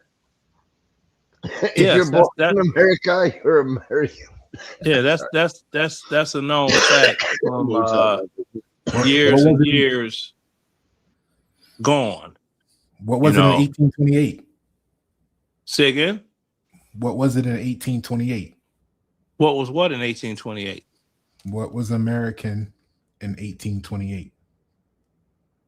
1828, they didn't have 50 states yet. American. 1828. Wait a minute. I'm thinking 19. My bad. 1828? Wasn't it 13 colonies or something like that? American in 1828 was defined as the copper-colored people found here by the Europeans when they arrived. Later given to everybody that was born here thereafter they arrived. Okay. So when you look at,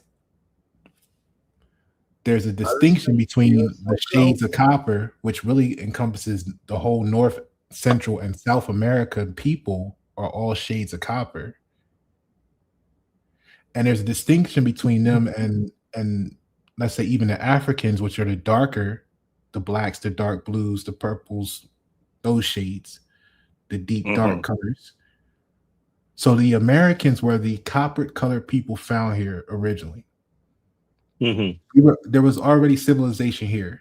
That's why when you look at the Chicago World's Fair, if you want to pull that up. Hey, Fred, can I ask you what copper-colored people means? I respect what you're saying, though. I agree with most of it. Okay, good question.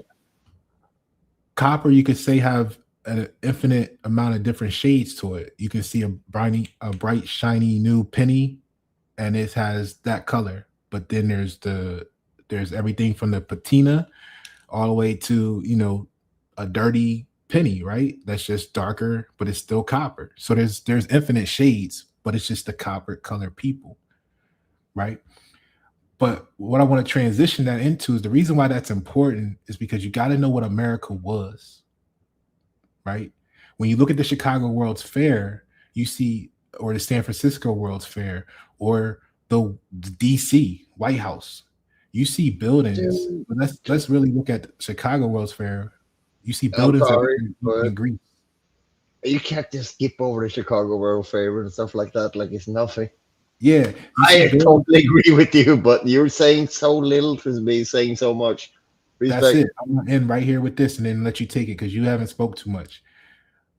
The buildings look like they're from ancient Greece or Rome because there was a worldwide civilization. So it's equally populated as far as architecturally as we give credit to ancient Europe and those places in history. So was America. So the manipulation is that this is a new thing. But we were already here populated and civilized. But you got to understand the reset cycles. And I'll yield there. That's a different conversation. I'll say the accounts of the reset cycles because I wasn't there. I just read a lot of antiquity. Yeah. Just me. Before we move on, hold on. Okay. No, go ahead. Finish. Go ahead. Finish what you got to say. Okay. Well, just to land my plane quickly, I could be called selfish. I'm living my American dream. So are my children. And they getting more money than me. So I'm all right. I'm A-okay. Okay, because there ain't been no money in circulation since the 30s, right? But whatever it is that we use to trade and get items for whatever it is, if it's plastic swiping, if it's this or that, whatever it is to get what you want to get from the store, whatever that thing is, they got it, I got it. If I need some extra, I can go to one of them and ask them because they got more of it than me. They're smarter than me, which I'm proud of. Let me know I did a good I job. love the way you look at your family. That's the correct way, and that's the most important thing in life. What you just said right there. Family cash is family. You did well. I'm proud of you. I don't know you, but the way you said that was nice. That's totally important to me. Anything outside of that, I can live without it. You know what I'm saying? Oh, real quick, I don't want to get off topic, but have you guys heard of the red bone people? Anybody knows anything about red bone people? Oh, red bone Native people. American. That's light skinned folk. What? I thought that was like Indians, Native Americans. The only reason why it's called Indian is because that's light skinned folk. Red bone? That's what they you say. Oh, you're a red bone. I think that was like the Native Americans, like the Mohawkins and the rest. Mm-mm. My bad. No, I'm like right there, I'm white. asking. I'm not telling. I'm asking. Hey, well, hold on though. That might be what it is in Norway. No, I thought so. Like the red and the stuff. When you say that in America, you're talking bad about the Indians. And also, fun fact, you know why Native Americans are called Indians, right? No, red skin. No, listen. Christopher Columbus, he was going to India and he went to America. So when he met the people, he's like, "You're Indian." Okay. Yeah, He never went That's east why of Native Americans are called Indians. He went to the wrong fucking place and he claimed it. Fuck Christopher because it wasn't asshole. Ask anybody that speaks Spanish. They don't like that fucker. He was not nice. Yeah, it wasn't him. If it was anybody, it was Leif Erikson. No. No, I'm Norwegian. No. Okay. Leif Erikson. Okay. I'm Norwegian. You can't do that. I know you're Norwegian. I'm saying what's told in history in this country. I love that you know that shit though. I'm surprised. Yeah, you had a place called Arcadia. Now it's known as Nova Scotia. They got ran out of there. They went to Canada. You had them got with the Canadians in Quebec. They got sick there. They jumped on the Mississippi River, went all the way downstream to where my people from. It's a little The bit boot. wrong, but you're in the ballpark. A little and bit I wrong. really am so fucking surprised. You Okay. know this shit. Ain't How no the fuck surprise. you know about Norwegian history? Yeah, no. Bruh. I at the am end- impressed. Most Okay. Americans don't know shit. No, You that's research that's and shit. those, I bruh. really That's respect those. that. I am No, Louisiana that's Creole. gold right there. Respect. I am Louisiana Creole. Oh, I'm proud of my people. hell yeah. So Ain't that what you call in America, like the deep south and shit? Where the music is good and you all eat shrimps and shit. yeah. And then the thing about it, people, and you know, some The people shrimp and think, shit was a bad some joke, people but think, you get what I'm saying. Respect. yeah, but some people think they be like, oh, Creole, yeah, all light skinned people. You know, Fats Domino, I found my thrill. He's Louisiana Creole. Oh shit. No, So I don't don't be know. fooled. Don't let the skin tone fool you. That's the whole thing, though. I think that's the American thing that you all care about that shit. Over here, we don't give a fuck. And that's the We'll thing. treat you all the same. It's we cared don't- about in the United good to States. you, no matter what. We'll punch a dude with glasses. It's crazy. You know, you Oh, get people. Hey, You get hi, people. Tom. We're all equals. Hello, Okay. panel. Oh shit. Oh, Hello, hi. Terry. Listen, I can't stay too long because I got an iPhone, so my iPhone be going hot. But listen, Yeah. Good I about need the I Android. need you to look up Redbone. You're gonna be surprised, but they say it's neither white or black. But it started in North Carolina, maybe South Carolina. But I did read up on them. But no, it's I can't even say Native American. I But like like that I you say, came in with once this. you I gotta look do them up and read about it, you'll see exactly what I'm saying. I actually kind of just touched on it last week because it ran across my feed, and my people are from North Carolina and South Carolina, and if you look at me, you can't tell if I'm Mexican, Middle Eastern, and I get that a lot, even when I'm at work or whatever. People ask me if I'm Black American because of the way that I'm talking or whatever, and certain slurs that I'm using, and they looking like, can you even use that Oh, you word? sound American. Yeah. Yeah, well, So But I know what you're. I know what you're each saying, and I gotta do some each research. person I up don't here, know enough I to want say y'all to nothing. look up I the love red your. bones. that's Look up the the red same as bones my for me. that's I my can't mom. afford that. I gotta do some That's research. my mom. That's your That's my mom? mom. Like legit your mom or your baby mama or your No, friend? ain't no legit. Or That's my your soon mom. to be mama? And That then is that's little respect. cuz right I'm there. sorry. I would never Hey, disrespect Then Hassan, your go mom. ahead and that's my drop it, oldest okay? sister. You see, so that's me without this wonderful Georgia tan that I got. I love being in Georgia because if I stay in Chicago, I turn pink. See, I'll go right back to that. So Let me get that's up that legit cold your weather. mom? That's your family? Yeah. Much Oh, respect. dang. Yeah. Also, I love the way you came in and you didn't hate or anything. You just said Oh, we no, did. I no need to do hate, research. hate. I don't know. I can't say nothing. Yeah, But no hate. I'm definitely gonna No, Google what you told me.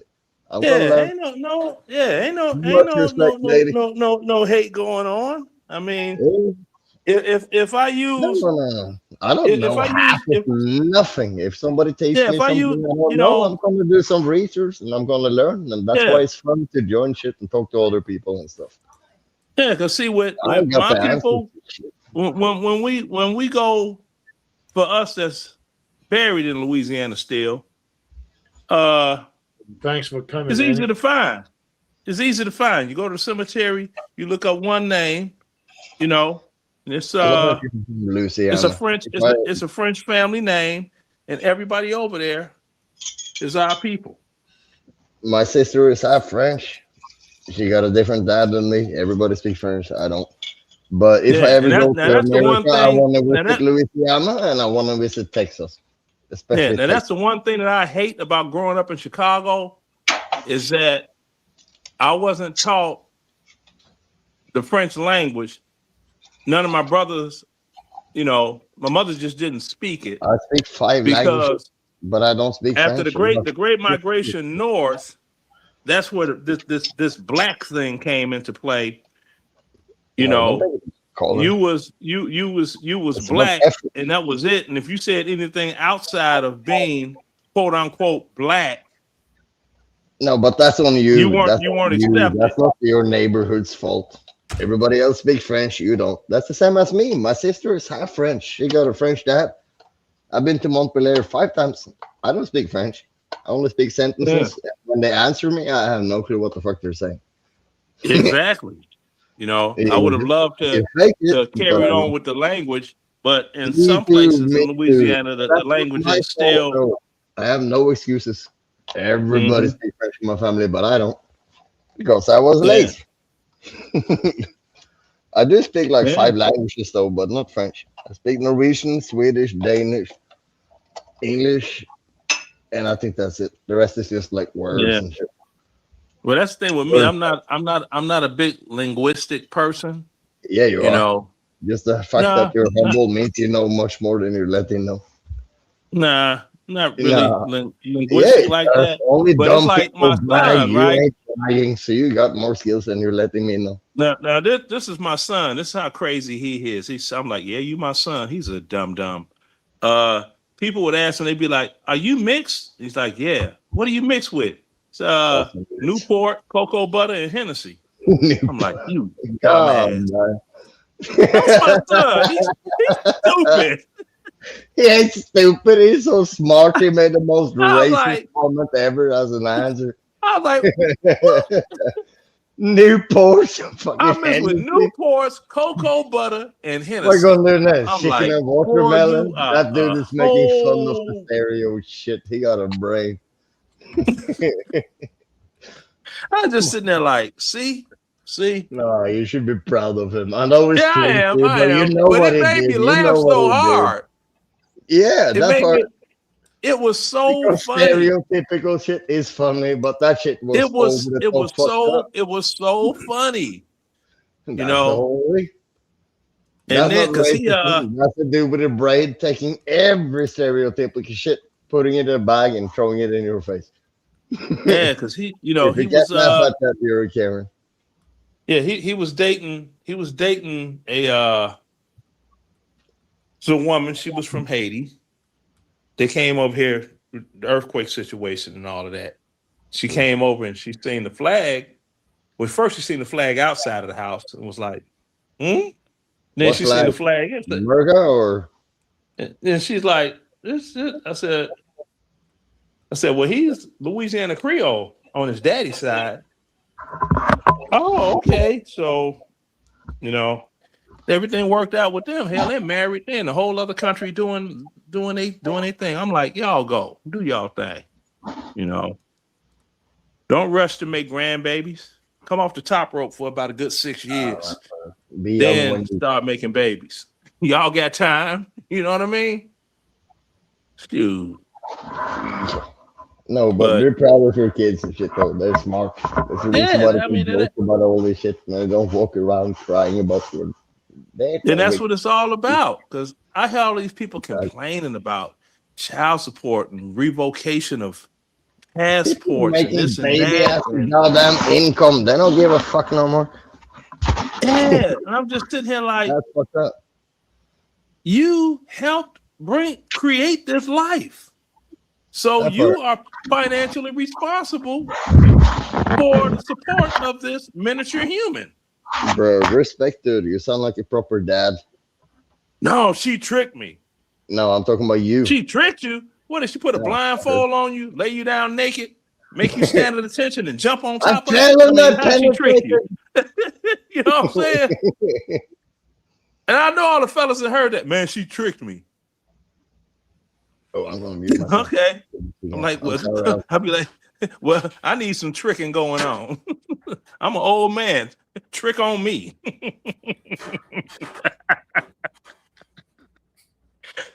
Oh Lord.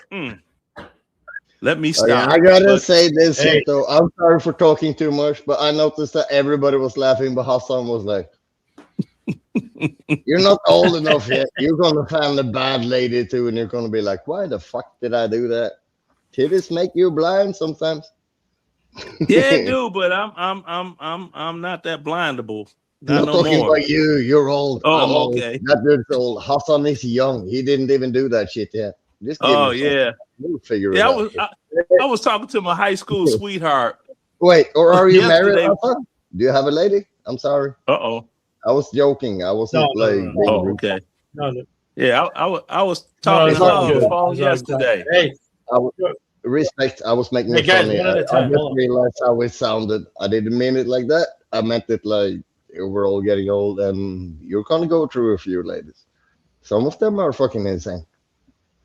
Yeah, that's true. Because I had It some of takes them, and age I tell them to get to now. I know tell one, now. I two. tell them. No, it's all Hold on, good. people. Hold It is on. really black. Hey, Hold on. Hassan, Wait, hold on, guys. I appreciate everybody. We're almost about to be 3 hours and 20 minutes live. There's been great conversation. Appreciate it. SBK for coming up. Hot Sauce, Mandrell, Pasha. Salam alaikum, Even, my friend. Also, can I ask you a question before you turn it off? Do you still do the boxing and stuff like that? Or are you just working out and shit? You still do No, the go ahead, go ahead. sparring? No, that was the question. Do you still do the boxing and the sparring and activity like that? Yes. I'm trying to get back. I haven't done it now in 6 months. You took a break? But yeah, I got to get No, back into that it. don't matter. Into it. Jump back into that shit. Keep it going. Respect. Yeah, you're right. But final word. No, I ain't right. You're much. I'm sorry. Good conversation. Appreciate everybody. EPB. What is your final thoughts before we get out of here?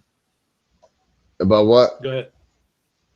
Anything, your final thoughts on what we talked about? Keep everything. on doing the boxing and the punching bag and stuff like that, and the sparring and all that, and enjoy life and shit. Be nice to people and just be yourself. I'm here to support you. I ain't challenge you in any way, and I'm glad to talk to these older people too. They were nice. Respect. Yeah. It was a good. I only pick on people who picks on me. I don't pick on others. It's all good. I'll go ahead, Lenore. What is your final? Okay, thought? well, I'm like this here, and it's a lot of fellas need to hear this. Okay, there's different situations that you may be going through with a woman that you was married to, divorced, you got children together, this and that. Stop tripping. When children become an adult, they don't know who did what. They don't know who was the doggone trifling single the mom PG-13, the butthole person in the group. They don't know who it is. They don't know, if it was mama or if it was daddy. So, do it like that. And these guys complaining, child support, this and that. It's like, hey, look, you made it. A woman is just like a lock on your front door. If you don't put the key in it and turn it, you can't get in, right? So fucked up. I respect it. It's real. No, it makes sense. It makes sense. I'm sorry. No, go ahead, laugh. But I'm laughing with it. I'm not laughing at it. The joke's on us. No. I know you're not laughing at me. You're laughing with me. Yeah. See, so you learn through laughter better than just sitting there being bored to death. You remember that. But you got to go through it to respect it, though. That's it. I mean, you can't open a lock unless you put a key in it and click. So I love I'm talking about some. That was a smart way to say it. Respect. Hey, there you go. Appreciate you. Pasha, careful. what is your final words, thoughts on everything we talked about? The mic is yours. Go ahead. Before we end the show. Hey, first of all, let me just say thank you for the invite and the opportunity. Pasha Pavo, create the unmistakable you. All right. Appreciate everybody. Appreciate Annie. I got it wrong. Appreciate SBK. Haas. There's been a great respect topic. to all of you. Thank you for letting me back in. And I'm sorry that I talk too much, but every time you got to remember the time zone. I'm in Norway. I'm like 1 day ahead of you, and I'm drinking homemade stuff. Respect. Cheers. No, it's all good. Good. No, it ain't. You're And always sober. I'm always drunk. I'm annoying when I'm drinking. But cheers. Respect to you. And I'm glad I talked to these two I don't Be forgot your safe. name already. Be aware. But respect. That sounded bad, but it was meant as a compliment.